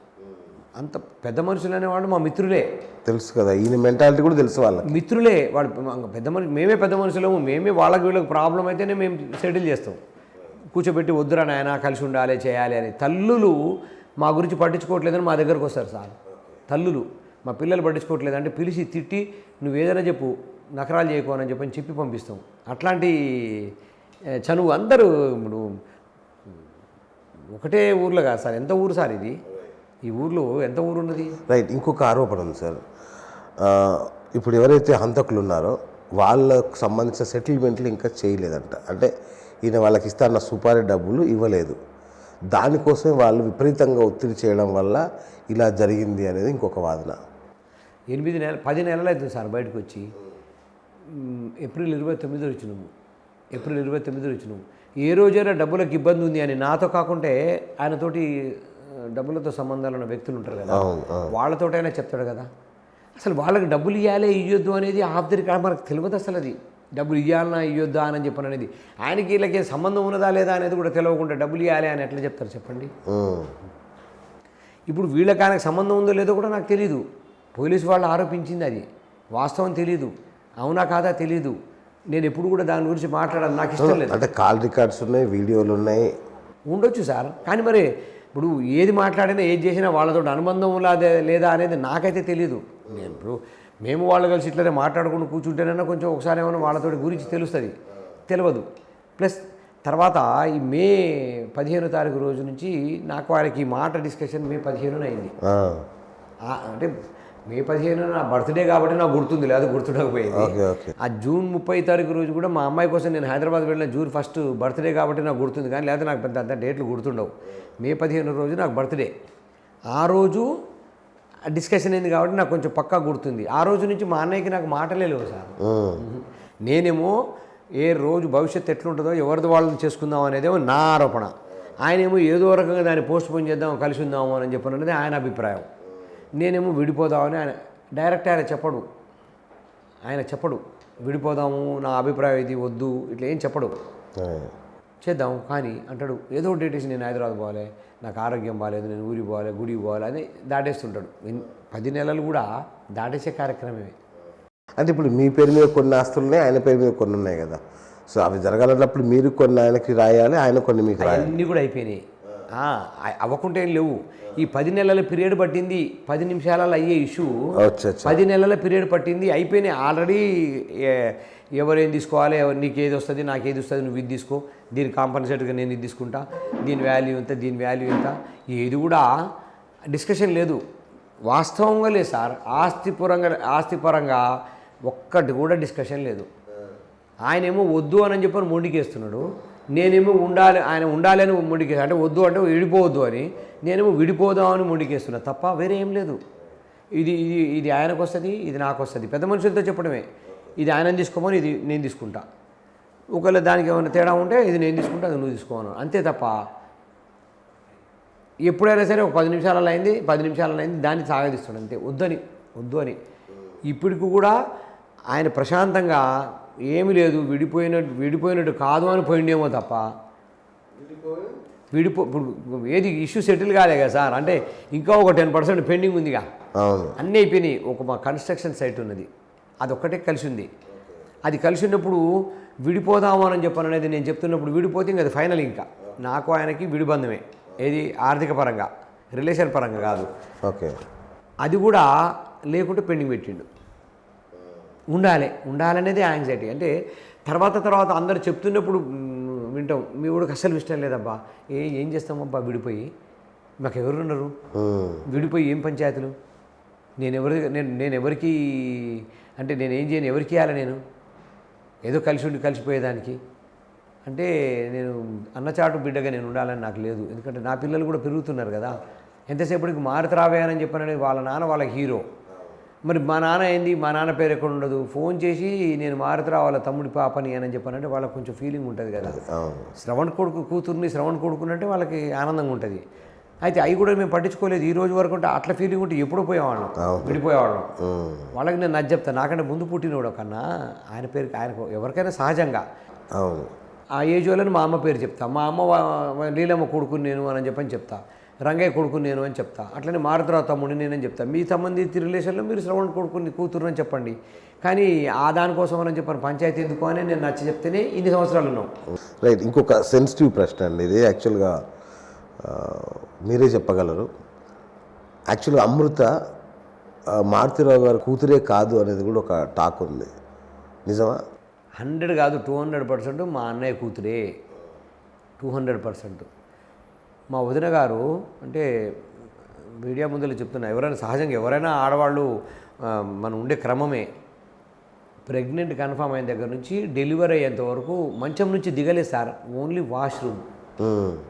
వాష్రూమ్కు పోతేనే తప్ప లిక్విడ్సే రోజు 2 ఇంజక్షన్లు ఇస్తారు. నాకు ఈ వైద్యపరంగా నాకు తెలియదు, ఓన్లీ లిక్విడే. 9 నెలలు మొత్తం టోటల్గా బెడ్ మీద పడుకొనే అట్లనే స్ట్రెచ్చర్ మీద హాస్పిటల్కి తీసుకెళ్ళి డెలివరీ చేసినాం, జ్యోతి హాస్పిటల్కి. డెలివరీ చేసింది కూడా జ్యోతి డాక్టరే. మా అన్న పిల్లలు డెలివరీ చేసింది జ్యోతి డాక్టరే, మా పిల్లలని డెలివరీ చేసింది జ్యోతి డాక్టరే. జ్యోతి డాక్టర్ గారు భర్త మూవరావు గారు మా చెల్లెలు వాళ్ళ అత్తగారులతోటి బాగా అనుబంధం అనమాట. ఆ రిలేషన్ అట్లా కంటిన్యూగా ఎప్పుడో లాస్ట్ 40-45 ఇయర్స్ నుంచి అట్లా కంటిన్యూ ఉంది. మా అన్న కూతురు 100 కాదు 200%. ఎందుకంటే అసలు ఆమె కూతురే కాదు, పిల్లలు లేక గారాబంతో ఎట్లా మాట్లాడినా ఏమనకపోవడం వల్ల అంతే తప్ప కూతురు కాకపోతే ఎట్లుంటుంది? అంటే ఒక ఎందుకంత ప్రేమ ఉండాలి. లంబాడీలో ఒక అమ్మాయిని తీసుకొచ్చుకొని పెంచుకున్న, ఇప్పుడు అనుమానం ఉంటే ఆ అమ్మాయినన్నా DNA టెస్ట్ చేయించమనాలి, మారుతరావుదన్నా DNA టెస్ట్ చేయించాలి. ఒకవేళ వాళ్ళకి ఎట్లాంటి ఆలోచన ఉంటాయి. కానీ అన్నీ వేస్ట్, ఎవరో ఒక చేసిన ఆరోపణలకి అమ్మాయిని ఇంకా గ్యాప్ పెట్టడం అనేది కూడా కరెక్ట్ కాదు కదా. ఇట్లాంటివన్నీ చెత్త ఆరోపణలు చేసి కాదు అని చెప్పని ఒక అనుమానాన్ని క్రియేట్ చేసి తండ్రి కూతుర్లని కూడా గ్యాప్ పెంచారు సార్ మీడియాని. 100% తప్పు.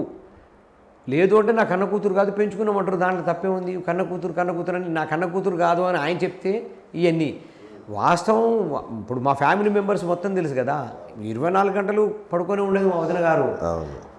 ఆమెకు అది టెన్షన్ ఏంటంటే 24 గంటలు మంచం మీద పడుకొని బెడ్ రెస్ట్ తోటి నేను కన్నా, ఒక్క కూతురు నా కూతురు. నాకు అట్లా డిస్టర్బ్ అయితే ఎట్లా కుదురుతుంది అనేది. మారుతరావు భార్యకి ప్రేమ కాదు, ఆమె మీద ఉంది పిచ్చి ప్రేమ. ఒక్కతే ఎవరికల్లా మైనస్ అవుతుంది. ఇప్పుడు నాకు 3 పిల్లలు సార్, 3కి పంచుతా, షేర్ అవుతుంది. చిన్న ఉదాహరణ, నాకు పెద్ద బిడ్డ పుట్టినప్పుడు నేను అక్కడికి వెళ్తే మా మిస్సెస్ వాళ్ళ అమ్మ వాళ్ళ ఇంటికి తీసుకెళ్తే నేను ఒకసారి ఇన్ని డ్రెస్సులు తీసుకుపోయినా. ఇన్ని డ్రెస్సులు అంటే ఒక సూట్ కేసు అంటే బ్యాగులు విక్షాపర్లు నిండా 20 సంవత్సరాల క్రితం ముచ్చట చెప్తున్నా. తీసుకుపోయినా. 2వ బిడ్డ వచ్చే వరకల్లా ఒక సంచిలో తీసుకుపోయినా. 3వ పుట్టే వరకల్లా ఒక చిన్న కవర్లో తీసుకుపోయినా. అంటే పంచుతాం కదా సార్. ఇంకా ఇప్పుడు దీనికే ఇన్ని తీసుకపోతే మరి వీళ్ళకి ఎట్లా అని చెప్పిన ఫీలింగ్ ఉంటుంది కదా. అట్లనే ప్రేమను కూడా వీళ్ళకేమో 3ని పంచాల్సి వచ్చింది నేను. మారుతరామేమో మా 3ది ఎట్లా ప్రేమ ఉంటుందో ఆయన ఒక్కదానికే అంత ప్రేమ ఇవ్వాల్సి వస్తుంది. వాళ్ళకి అదే లోకంగా సార్, వేరే ఏం లేదు. సినిమా పోదామంటే కుదరదు పిల్లలతోటి ఇంట్లో. అంటే ఆయన యాటిట్యూడ్ వేరే ఉండదు. బిడ్డ పిచ్చి అంటే నాకు ఇక్కడ ఒక విషయం అర్థం కావట్లేదు. ఆయన కూతురే అని మీ మీడియా నమ్మాలంటే మమ్మల్ని ఏం చేయమంటారు? ఏం అవసరం లేదు, మీరు చెప్తే చాలు. ఎందుకంటే మీకంటే పెద్ద సాక్షి ఎవరు ఉంటారు? ఒకటి అంటే నాకు అర్థం కాని విషయం ఏంటంటే ఆయన అంత ప్రేమజీవి, ప్రేమ అంటే నా కూతురు అంతకు రెట్టింపు ద్వేషం ఆమె చూపిస్తుంది అమ్మ మీద కానీ తన నాన్న మీద కానీ. కనీసం నాన్న అనట్లేదు, నోటితో అమ్మ అనట్లేదు. అంత ద్వేషం ఎందుకు? పిచ్చి సార్ ప్రణయ్ అంటే. మారుతిరావుకి అమృతం మీద ఎంతైతే పిచ్చి ఉందో, ఓకే, చచ్చిపోతూ కూడా అమృత నువ్వు ఇంటికి రా అని అన్నాడు, కానీ నువ్వు చస్తేనన్నా వస్తుందేమో మా ఇంటికి అని చెప్పినంత పిచ్చి. అట్లనే ప్రణయ్ అంటే కూడా అమృతకు అదే పిచ్చి. ఆ తల్లి కూతురే కదా, ఆ తండ్రి కూతురే కదా, ఆ తాను ముక్క అంటారు కదా. మరి బీరగింజేసి బీర చెట్టు మూలుస్తుంది కానీ పప్పడి చెట్టు మూలుస్తుందా? ఆ ప్రేమ అనేది అతని మీద తోడు లేరు సార్. ఒకతే కొంచెం ఇష్టంగా ప్రేమగా అన్ని కేర్ తీసుకుంటున్నట్టు అది చూసే మాటల వరకలే అట్రాక్ట్ అయింది. అట్రాక్ట్ అయ్యే క్రమంలో ప్రణయ్ మీద ఇష్టం ఎక్కువైంది. ఓకే, వద్దు అంటే మీకు ఇష్టం పెరుగుతూ ఉంటుంది, కానీ కావాలంటే ఇష్టం పెరగదు. జనరల్గా ఎవరైనా చూడండి, కావాలంటే కట్టడి చేస్తే ఇంకా ఆలోచన పెరుగుద్ది, రెట్టింపు ఆలోచన పెరుగుద్ది. కట్టడి చేయకూడదు. వాస్తవంగా రమ్మను, కూర్చోమను, మాట్లాడమను, ఏంది ఇదేంది అని చెప్పానంటే మా వాడు సహించాడు. వాళ్ళు కూతుర్ని వాళ్ళు తప్ప వేరే వాళ్ళు ప్రేమిస్తాను కూడా కుదరదు, షేర్ చేయడు. అంత ఇది పిచ్చి. మా ఇంటికి తీసుకొచ్చి అరగంట ఉంచి ఎమ్మటే వస్తాడు. నవ్వుతుంది. ఇదే మా అమ్మాయి అమృతనే నవ్వుతుంది. నన్నేం చేయమంటావు అయ్యా బాబాయ్ చెప్పు, నా నాన్నకు చెప్పు అంటది. అట్లా అసలు ఉండడు వదిలిపెట్టి. మీరు కాల్ డేటా గత 2 ఏళ్ళదో 3 ఏళ్ళదో 5 ఏళ్ళదో కాల్ డేటా చూస్తే అమృతతో ఎట్లా ఫోన్లు ఉంటాయని చూస్తే మీరు ఆశ్చర్యపోతారు. సినిమాలో చూసినట్టే ఉంటుంది సార్. వేరేలో గూగుల్ ఫోన్లే. ఇప్పుడు ఇక్కడ నుంచి మా ఆఫీస్ దగ్గర పోయి 1 కిలోమీటర్ ఉంటుంది. ఇక్కడ నుంచి ఆఫీస్ కిలోమీటర్కి 3 సార్లు ఫోన్ చేస్తుంది. మరి ఇప్పుడు 3 సార్లు ఫోన్ చేసిన ప్రేమ నల్ల ఏమన్నా చెప్పండి, పిచ్చి కాదా ప్రేమ? అది తండ్రి అంటే అంత పిచ్చి, కూతురు అంటే అంత పిచ్చి. ఆ పిచ్చిని నిమ్మలంగా అవతలలో అట్రాక్ట్ చేసుకుని మాట్లాడే విధానం ఏమైనా తండ్రి పరిధిలోనే మాట్లాడతాడు, అవతల లవర్ పరిధిలో మాట్లాడతాడు. లవర్ పరిధిలో మాట్లాడే విషయాలేమో అట్రాక్టివ్గా ఉంటాయి, తండ్రి పరిధిలో మాట్లాడే విషయాలు లిమిట్గా ఉంటాయి, లిమిటెడ్గా ఉంటాయి. దాన్ని అట్రాక్ట్ అయింది. ఈయన కాపాడుకోలేకపోయాడు. ఇప్పుడు తాజాగా ఏమంటున్నారంటే వదిన గారిని శ్రవణ్ బెదిరిస్తున్నాడు అని ఇంకొక ఆరోపణ. 12 రోజుల తర్వాత మీరు రాండి, ఈ కార్యక్రమాలన్నీ అయిపోయిన తర్వాత మీరు ఏ ప్రశ్న కావాలని ఆమెతో వేయించుకోండి. మీరు ఏ ప్రశ్నించుకున్నా సరే, ఆమె ఏ సమాధానం చెప్పినా సరే, ఆ సమాధానంలో నా మీద ఏదైనా నెగిటివ్ ఉంటే నేను దేనికైనా కట్టుబడి ఉంటా. కేసులు, కంప్లైంట్లు, పెద్ద మనుషులు దేనికైనా కట్టుబడి ఉంటా. ఊరికే అంటుంటారు సార్, ఊరికే అంటుంటారు. ఇప్పుడు అరుస్తేనే సర్లే అరుస్తాం మా అన్నయ్య మా తమ్ముడే అని చెప్పానని కలిసిపోతాం. అట్లాంటిది ఇప్పుడు చనిపోయిన క్రమంలో కూడా నా బాధ్యత నేను నిర్వర్తించకపోతే ఎట్లా కుదురుతుంది? ఇప్పటిదానికి అరిసిండు, ఇప్పటిదానికి సీరియస్ అయ్యిండు, ఇప్పుడు ఏదో వచ్చి యాక్షన్ చేస్తుండే ఆస్తి కోసము ఇవన్నీ. అంటే ఇప్పుడు అంటే దానికోసం అని చెప్పని నేను ఈ కార్యక్రమాలను నేను చేయను అన్న. మారుతిరావుకి పిల్లలు లేరు కదా, ఉన్న ఒక బిడ్డ పెళ్లి చేసుకొని పోయింది కదా. ఈ అంత్యేష్టి కార్యక్రమాలు ఎవరు చేయాలి చెప్పండి? మనకు ఒక సాంప్రదాయం ఉంది కదా, ఎవరు పడితే వాళ్ళు చేయలేరు కదా. చేసేదాన్ని నేనున్నా కదా. ఇప్పుడు 22 సంవత్సరాల కింద నాకు నా అన్న మా వదిన ఇద్దరు కలిసి నాకు వడకజన్యం వేసారు. మరి నేను కొడుకునైతేనా, నేను పరాయణుని అయితేనా? 100 సందర్భాలలో మా వదిన గారు నా కొడుకు నేను వడకజన్యం వేసిన, మీకు తెలుసు కదా వడకజన్యం అంటే ఏందో. నా కొడుకు నేను వడకజన్యం వేసిన నా కొడుకు అని చెప్పని నేను డైరెక్ట్ నేను నా భుజం మీద చేసి మాట్లాడుతుంది మా అమ్మ నాన్న, నేను మా వదిన నాన్న. చెప్పండి, అమ్మే కదా, అంతే కదా. మరి ఆ బాధ్యత ఏదో చిన్న చిన్న ఇష్యూస్ కోసం మాట్లాడి అరుచుకునేందుకు ఈరోజు నేను రాను అని చెప్పానంటేనేమో అందరికీ ప్రశాంతత ఉంటుందా? నిజంగానే మారుతిరావు శ్రవణ్ మాట్లాడుకోవట్లేదు కాబట్టి ఆ కొట్లాట కంటిన్యూ అయింది, ప్రశాంతత ఉంటుందా? అంత్యేష్టి కార్యక్రమం తప్పో ఒప్పో ఎవరిది తప్పున్నా సరే చేయాల్సిన బాధ్యతగా నేను వచ్చినప్పుడు ఇప్పుడు వచ్చిండు ఆస్తి కోసం, మళ్ళీ వచ్చిండు ఆస్తి కోసం ఇట్లా అంటే ఏం చేసుకుంటా సార్? మారుతిరావు ఏం తీసుకుపోయిండు, నేనేం తీసుకుపోతా? మా అన్నయ్య ఏమైనా తీసుకపోతే నేను కూడా తీసుకుపోతా సార్, డబ్బులు ఆస్తి. మా అన్నయ్య ఏం తీసుకుపోలేదు, నేనేం తీసుకుపోతా? మీరు ఎవరినైనా ఆఫ్ ద రికార్డ్ అడగండి, మా అన్నయ్య కానీ నేను కానీ ఊర్లో ఎవరు చనిపోయినా దాదాపు మాకు పరిచయం ఉన్నోళ్ళు అక్కడ వరకు వెళ్ళి శ్మశానం దగ్గరకు వెళ్ళి అన్ని కార్యక్రమాలు అయిపోయేంత వరకు మేము అక్కడే ఉంటాం. అంత అంత గౌరవం మాకు. నెలకు కనీసం ఒక్కసారన్నా వెళ్తాం అక్కడికి, నెలకు ఒక్కసారన్నా. అవన్నీ కనపడవా సార్? ఆయన అర్థం కావా? ఎన్ని అప్పులు ఉంటాయి సార్ మారుతిరావుకి? ఏం అప్పులు లేవు సార్, వ్యాపారాలు ఇచ్చి పుచ్చుకునేవి. ఇప్పుడు ఏదో కొనుక్కుంటాం, 10 లక్షలు కావాలో తీసుకుంటాం. అంటే మీరు నిన్న స్టేట్మెంట్ ఇచ్చారు కదా, అన్నయ్య ఏమన్నా ఉప్పులుంటే నేను లేవు సార్. మరి లేవు, అన్ని కోట్లు ఉన్నాయి ఎన్ని కోట్లు ఉన్నాయి చెప్తున్నప్పుడు ఎంతమంది ఉన్నా రాని నేను చెప్తున్నా. మరి ఈ రోజు వరకు అయితే మరి నేను స్టేట్మెంట్ ఇస్తే మొన్న ఈ రోజు వరకు అయితే ఎవరు రాలే. మరి నిన్న ఈ రోజు వరకైతే ఎవరు రాలే, మరి నాకు ఈ డబ్బులు ఉన్నాయి ఇవ్వాలి అని రాలే. మరి రేపెల్లుండి ఏమైనా వస్తారేమో తెలీదు. మరి ఇప్పుడు నిన్న మొన్న రాయన ఆయన ఫోన్ అనేది చేయాలి కదా, నాకు 50 లక్షలు ఇవ్వాలి ఇవ్వట్లేదని. మరి రేపు ఎవడు వస్తారు సార్? వస్తే రమ్మనండి ఇస్తా. నాకు తెలియకుండా అప్పు చేయడు. Okay okay. నాకు తెలియకుండా అప్పు చేయడు, నాకు తెలుసు కదా. ప్రతిదీ నాకు తెలుసు, ప్రతిదీ వాళ్ళతో కాంటాక్ట్లు ఉంటాడు. డైరెక్ట్ ఇప్పుడు నేను మీ దగ్గర ఒక 10 లక్షలు తీసుకోవాలనుకోండి, నేను మీ పేరేం పేరు? బిఎస్. మీ పేరు బిఎస్ అంటారు. బిఎస్ శ్రవణ్, నేను బిఎస్ దగ్గర ఒక 10 లక్షలు తీసుకున్నా అని మీ ముందరనే ఫోన్ చేసి కమిట్మెంట్ చేస్తాడు. ఓకే. ఏ క్షణంలో ఎప్పుడు ఏం మంచి ఉంటుంది చెడు ఉంటుంది అనేది ఆయనకు చాలా జాగ్రత్త మనిషి. మీకు ఇవ్వాలన్న సంగతి నాకు తెలుస్తుంది పక్కాగా, దాంట్లో తేడానే లేదు. రైట్. ఇప్పుడు అంటే మీరు ఒక విషయం దాటేశారు. అంటే నాకు అంటే విశ్వసనీయంగా తెలిసింది ఏంటంటే, ఎవరైతే చంపారో వాళ్ళకి ఇంకా డబ్బులు ఇవ్వలేదు మారుతిరావు గారు. ఆ డబ్బులు మీరు ఇస్తున్నారా? లేదు సార్, వాళ్ళతో నాకు టచ్లో లేవు అసలు.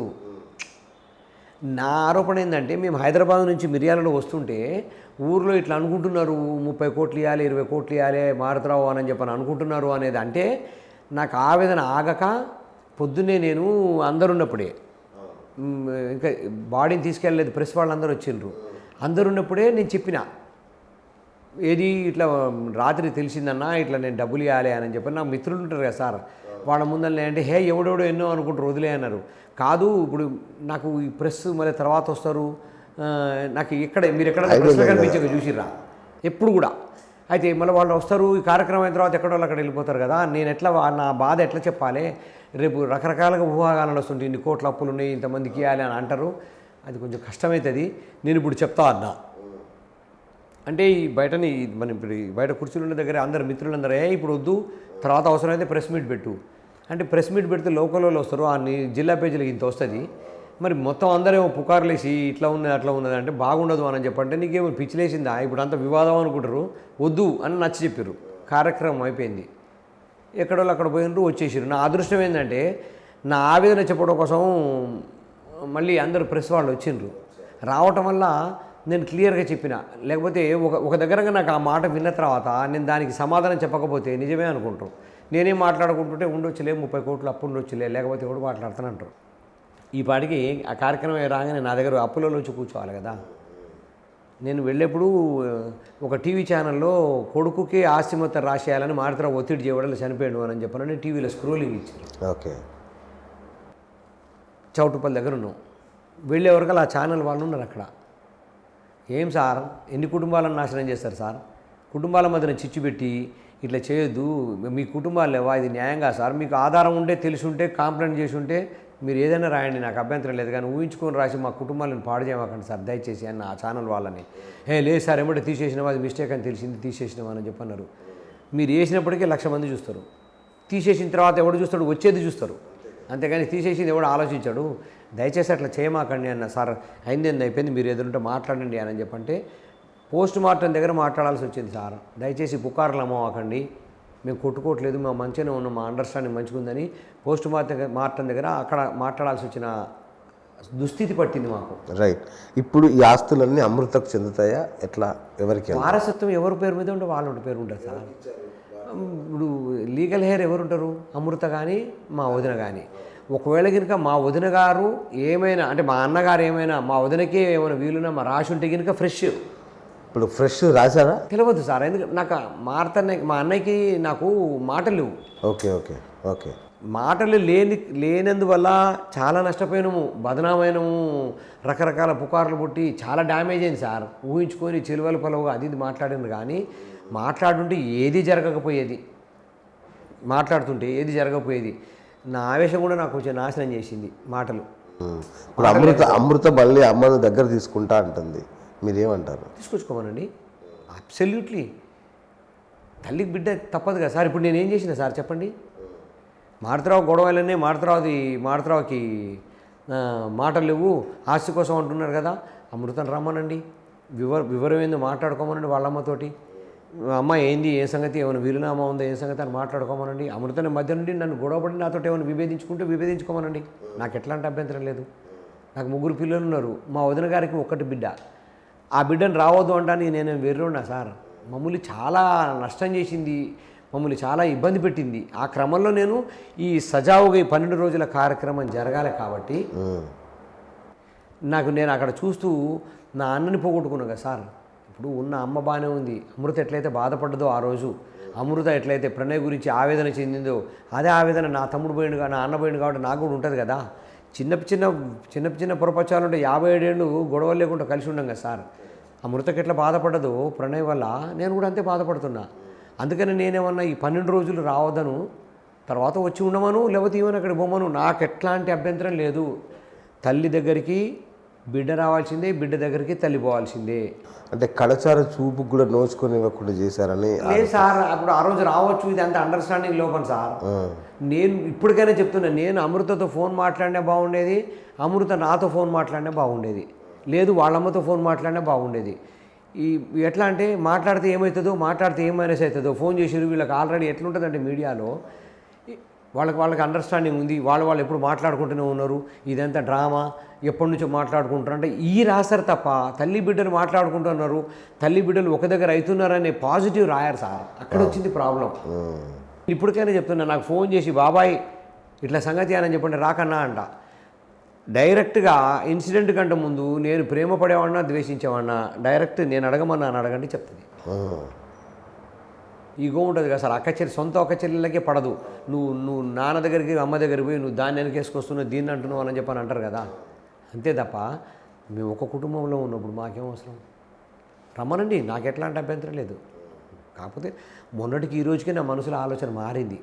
ఉన్న విషయం చెప్తున్నా. ప్రొద్దున నేను వాడపల్లి అస్తికలు కలుపుకొని పోతే మా అల్లుడేమో పైకి కవర్ కోసం పోతే నేను అట్లనే ఏడ్చుకుంటూ కూర్చున్నా సార్. నేను ఏంది కర్మ, ఎవరి కోసము, ఛీ అని అన్నీ గుర్తొచ్చి, భవిష్యత్తు పిల్లలు గుర్తొచ్చి సర్లే అని చెప్పని మళ్ళీ కుదుట పడుతున్నాం. నా ఆలోచన రోజు రోజుకి నాకు కూడా ఆలోచన, నేను కూడా తప్పు చేసినేమో అమృతను రానియకుండా. వాస్తవం చెప్తున్నా, నేను కూడా తప్పు చేసినేమో రానియకుండా, పోనీయండి సార్ రానియండి అని చెప్పంటే వచ్చేదేమో అని నాకు కూడా వాస్తవంగా అనిపిస్తుంది. దీన్ని మీరేమంటారు తప్ప ఇప్పుడు డ్రామా ఆడుతుండు, అదేదో ముందే అంటే అమృత చూసేది కదా, ఇప్పుడు వస్తాడా మారుతురావు అంటారు. మనుషుల ఆలోచన ఒక్కొక్క రకంగా ఉంటుంది సార్. నేనేం చేయను చెప్పండి. మా అన్నను ఎమ్మడిపడి చావగొట్టింది, చచ్చేంతవరకు ప్రశాంతత లేదు, కోర్టు తిరిగింది, మీడియాలో పడ్డది అని చెప్పని కోపం ఉండే. యాబ్ ఇప్పుడు అర్థమవుతుంది. నిన్నటి వరకు కలిసే ఉన్న మనిషి అయితే కనపడుతున్నాడు, మనిషి కనపడకుండా పోయిండు కదా, ఆమె కూడా మనిషి కనపడకుండా పోయిండు కదా, లేడు కదా. ఆ నొప్పి నాకు ఇప్పుడు అర్థమవుతుంది. రమ్మనండి, నాకు అభ్యంతరం లేదు, నాకు ఎట్లాంటి అభ్యంతరం లేదు. ఆయన ఆస్తి ఆమెకి ఇచ్చినా మీకేం అభ్యంతరం? 100% ఆమెకే వస్తుంది సార్. మా వదిన గారిని మంచిగా చూసుకోమనండి, ఆమెకే వస్తుంది. లేదు నిన్ను చూసుకోను నాకు రాసేయమంటే మా వదిన మొత్తం రాసేస్తా సార్. మా వదిన అంత పిచ్చిది. నీకు వచ్చిన ఆస్తి వారసత్వంగా నాకు ఇచ్చేసి మొత్తం నేనే తీసుకుంటా అంటే పట్టు తల్లి అని చెప్పి రాసిస్తాను. అది పిచ్చిది మా వదిన. వాస్తవం. ఇక్కడికి రాను, మా ఇంటికే రావాలి వదిన, నేను అమ్మ అంటే నేను చెప్పలేదు కదా సార్. అది మేము వేరే కాపురాలు బట్టి 20 16 సంవత్సరాలు అవుతుంది. మా అన్నయ్య, మా వదిన, మా అమృత ముగ్గురే ఉన్నారు తప్ప ఎవరు కాపురం వాళ్ళు ఉన్నారు కదా. వదిన నువ్వు అక్కడికి వెళ్ళు అని నేను సలహా ఇవ్వలేను కదా. ఇప్పుడు ఆమె ఎట్లయితే రమ్మంటుందో, ఈమె వెళ్తే అక్కడ రిసీవ్ లేకపోతే ఒకసారి పోయినప్పుడు తలిపేసుకుంది రావద్దని. అప్పుడు కేసులో ఉన్నా కాబట్టి నేను తలిపేసుకోవాల్సి వచ్చింది, లేకపోతే ప్రాబ్లం అయ్యేది అని అమృత మనసులో ఫీలింగు ఇప్పుడు తెలిసింది నాకు. కానీ అంతకుముందు తెలియదు కదా సార్. ఇవది ఏంది అమృత, దీనికి ఏంది అసలు? కనీసం తల్లిపోతే కూడా ఇంటి ముందరికి వస్తే కూడా కన్న తల్లి అట్లా కాదంటుందంటే అమృత నిన్న స్టేట్మెంట్లో నాకు అర్థమైంది. కేసులో ఉన్నాము, కేసులో ఉంటే ఇంట్లోకి తల్లిని రానిచ్చినాం అనుకోండి, రానిస్తే అది వేరే రకంగా పోతుంది కదా, అందుకని నేను రానియలేదు అంటుంది. నాకు కూడా అంత పొడుగు ఆలోచన రాలే. నిజంగానే కేసులో ఉన్నది కాబట్టి రానియలేదు, కానీ ఏమో పిచ్చిది, అది ఎందుకు రానియదు అని నాకు తర్వాత ఆలోచన వస్తున్న క్రమంలో నాకు కూడా నేను కూడా ఏమో తప్పు చేస్తున్నానేమో, గ్యాప్ పెంచుతున్నానేమో అనే ఫీలింగ్ నాకు కూడా కలుగుతుంది. కలిగే క్రమంలో నిన్నటి నుంచి కూడా నేను మాత్రం పడుతూనే ఉన్నా. మీరేమన్నా కాల్ చేస్తారా? మాట్లాడుతాను కూడా కాల్ చేస్తా సార్. మీకై మీరు ఇనిషియేటివ్ ఏం తీసుకోరు? మాట్లాడుకుంటానండి. ఇప్పుడు అట్లా నువ్వు ఇట్లా ఉన్నావు అని చెప్పి దానికి కోపం ఎక్కువ. అట్లా ఇట్లా అని తిడితే నేను సహించలేను. మాట్లాడతా అంటే నేను ఫోన్ మాట్లాడతా అంటే నేను మాట్లాడతాను, నాకు ఎట్లాంటి అభ్యంతరం లేదు. ఎవరైనా మధ్యవర్తిత్వం చేయాలా? మీరు డైరెక్ట్ ఏం అవసరం లేదు, మీ ద్వారా మీరే మధ్యవర్తులు. కాల్ చేస్తామా? నేను కేసు గురించి నేను ఏమీ మాట్లాడను. కేసు భగవంతుడు నాకు ఏ రకమైన శిక్ష ఇస్తే, కోర్టు ఏ రకమైన శిక్ష ఇస్తే ఆ శిక్షకి నేను బద్ధుడనే ఉంటా. నేను కేసు గురించి కాదు. ఆమె వస్తే నాకు ఎట్లాంటి అభ్యంతరం లేదు, ఓకే. పక్కా. నేను మీ ముఖంగా చెప్తున్నా, నేనేమి వ్యతిరేకించామని కాదు. ఈ కార్యక్రమాలు సాఫీగా ఉండాలనే సదుద్దేశంతో నేను చేసే ప్రక్రియ ఇది. తర్వాత నాకు అనిపించింది, నేను ఇప్పుడు మీతోటి చెప్తున్నా, నేను నాకు నేనుగా ఫోన్ చేయను, నాకు నేనుగా మాట్లాడను. నాకు కూడా ఈగో ఉంటుంది. రిజెక్ట్ చేస్తే నాకు కొంచెం తట్టుకోలేను నేను. ఓకే. ఇప్పుడు మీరు కార్యక్రమాలు అయిపోతే వెళ్ళిపోతాం. వదిలే పరిస్థితి ఏంది? తర్వాత ఏంటంటే ఎవరి పని అయిపోతుంది, నేను కోపం మీద ఉన్నా, ఈ సమన్వయం చేయకపోతే ఎవరికి వాళ్ళు అమృత నేను రాను అని నువ్వే రానని చెప్పని ఈ క్రమంలో ఆ గ్యాప్ అట్లనే అవుతుందేమో. మరి మా వదినప్పుడు తట్టుకోలేక మా అన్నయ్య చనిపోయాడు. కనీసం ఉన్న మా వదిన కొంచెం అట్లా ఉండాలి కదా అన్న ఫీలింగ్ తోటి, అంతే తప్ప నాకు పిల్లలు ఉన్నారు. ఆ క్షణంలో ఆవేశంలో నేను కూడా వ్యతిరేకం చేసిన రావద్దు అని. కానీ నాకు అట్లేం లేదు. సరే, ఇప్పుడు అమ్మ కూతుర్లను కలపాల్సిన బాధ్యత మీ మీద ఉందా లేదా? ఎందుకంటే తను ఒక్కతే అయిపోతుంది. రానంటే ఎట్లా కుదురుతా సార్? రానంటే ప్రశ్నిస్తే విమర్శిస్తే కుదరదు కదా. ఇప్పుడు రాను అంటే ఇప్పుడు నాకు మా అన్నయ్యకి విభేదాలు ఉన్నాయని చెప్పని అందరు మాట్లాడుతున్నారు. నేను వచ్చినా ఏం మాట్లాడలేదు. వచ్చినా శుభ్రంగా నేను నా కార్యక్రమాలు చేయాల్సిన కార్యక్రమాలు నేను చేస్తున్నా, కానీ నేనేమి ప్రశ్నించలేదు కదా ఎవరిని కూడా. మా వదిన గారితో సహా నేనే ఇంటికి వచ్చి మా వదిన ఎక్కించుకొని నేను డైరెక్ట్ హైదరాబాద్ వెళ్ళినా. ఇన్సిడెంట్ జరగగానే చక్కగా మా వదిన గారు నాకు ఫోన్ చేసింది. చెప్పండి, మీరు మాట్లాడుకోకుండా ఉన్నాను. మేమే ఇన్సిడెంట్ జరిగిందని డ్రైవర్ ఫోన్ చేయగానే అర్జెంటుగా నా నెంబర్ లేదు ఫోన్లో, మా మిస్సెస్కి ఫోన్ చేసింది. మా మిస్సెస్ ఫోన్ చేసి పరిశాన్ అయింది. ఏందండి గిరిజక్క ఫోన్ చేసింది నా ఫోన్కి అని చెప్పానని. అవునా, ఇప్పుడు ఫోన్ చేసేది ఏంది, పొరపాటున అయిందేమో, అంటే ఏమైనా ప్రెస్ అయిందేమో అన్న ఉద్దేశంతో మరి చేయలేదు. మరి చేయవే, మరి ఏమైనా అర్జెంటా ఏమో అని చెప్పానని చెయ్యని చెప్పాను అన్న.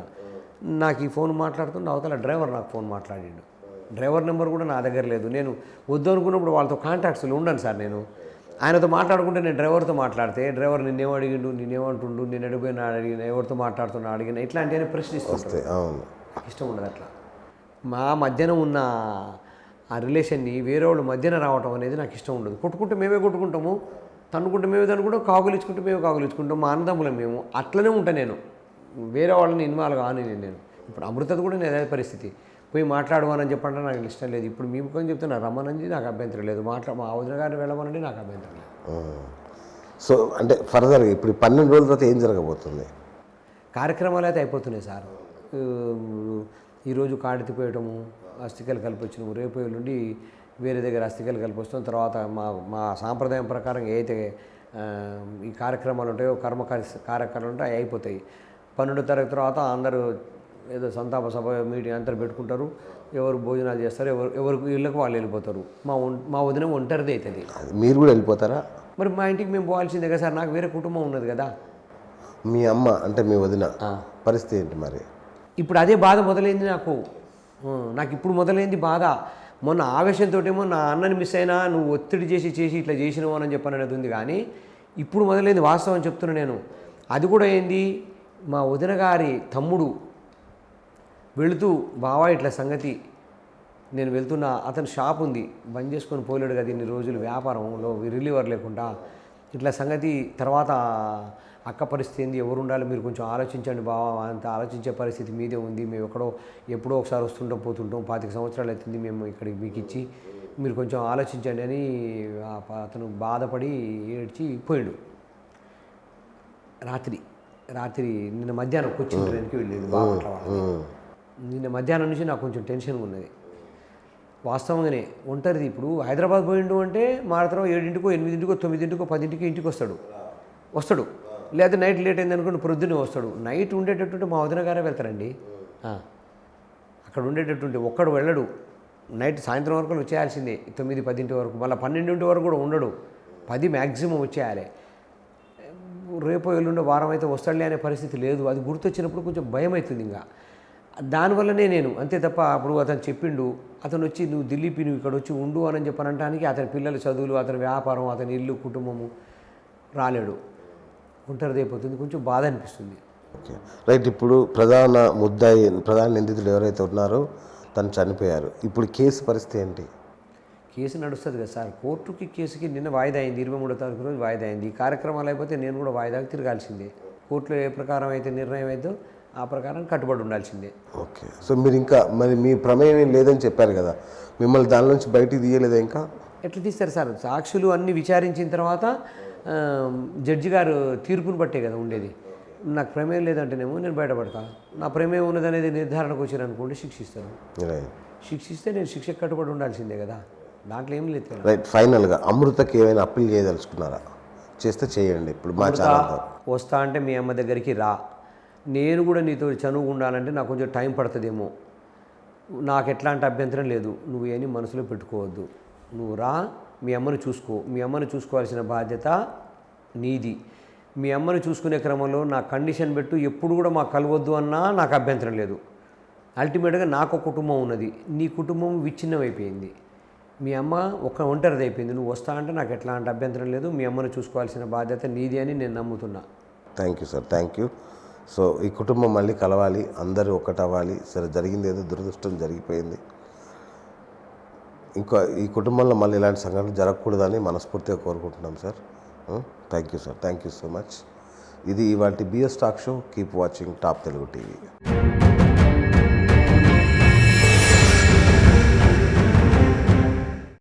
What is BinTex Futures? BinTex Futures is a global cryptocurrency exchange and payment company. BinTex Futures is a decentralized crypto exchange. You can buy and sell cryptocurrency with highest leverage. BinTex Futures has its own token, BNTX. Why BNTX tokens are beneficial to buy and hold? We have our own crypto exchange and unique BinTex Pay wallet. We can store BNTX tokens in BinTex Pay wallet, and you can utilize BNTX tokens for recharges, hotel bookings, and bill payments, etc. Being a long-term BNTX holder will make your interest rate grow. Still, BinTex Futures lets you withdraw your BNTX tokens at any moment. Buy it, pay with it, hold it. BinTex Futures. Make crypto real. మన top Telugu TV share చాట్లో అలాగే daily హండ్ news హ్యాప్స్ లో కూడా ఉంది. Follow అవ్వండి. ఇంతకీ మా channel subscribe చేసుకుంటారుగా, గంట కొట్టడం మాత్రం మర్చిపోవద్దు. మంచి లవ్ మ్యారేజ్ చేసుకొని ఉండాలి అన్న. లవ్ గురించి మాట్లాడతారన్న. ఎస్, జీవితంలో అందరు ప్రేమించారు, నేను కూడా ప్రేమించానన్న. నేను ముస్లిం, అమ్మాయి నాయుడు. ఓ గ్రేట్. ఇక్కడ ఏమైందంటే ప్రాబ్లం, కులం అడ్డం వచ్చిందా, అమ్మాయి నచ్చలేదా, నా తప్పులా, నేను అన్నానన్న. ప్రేమించానన్న, ఆ టైం అర్థం కాలే,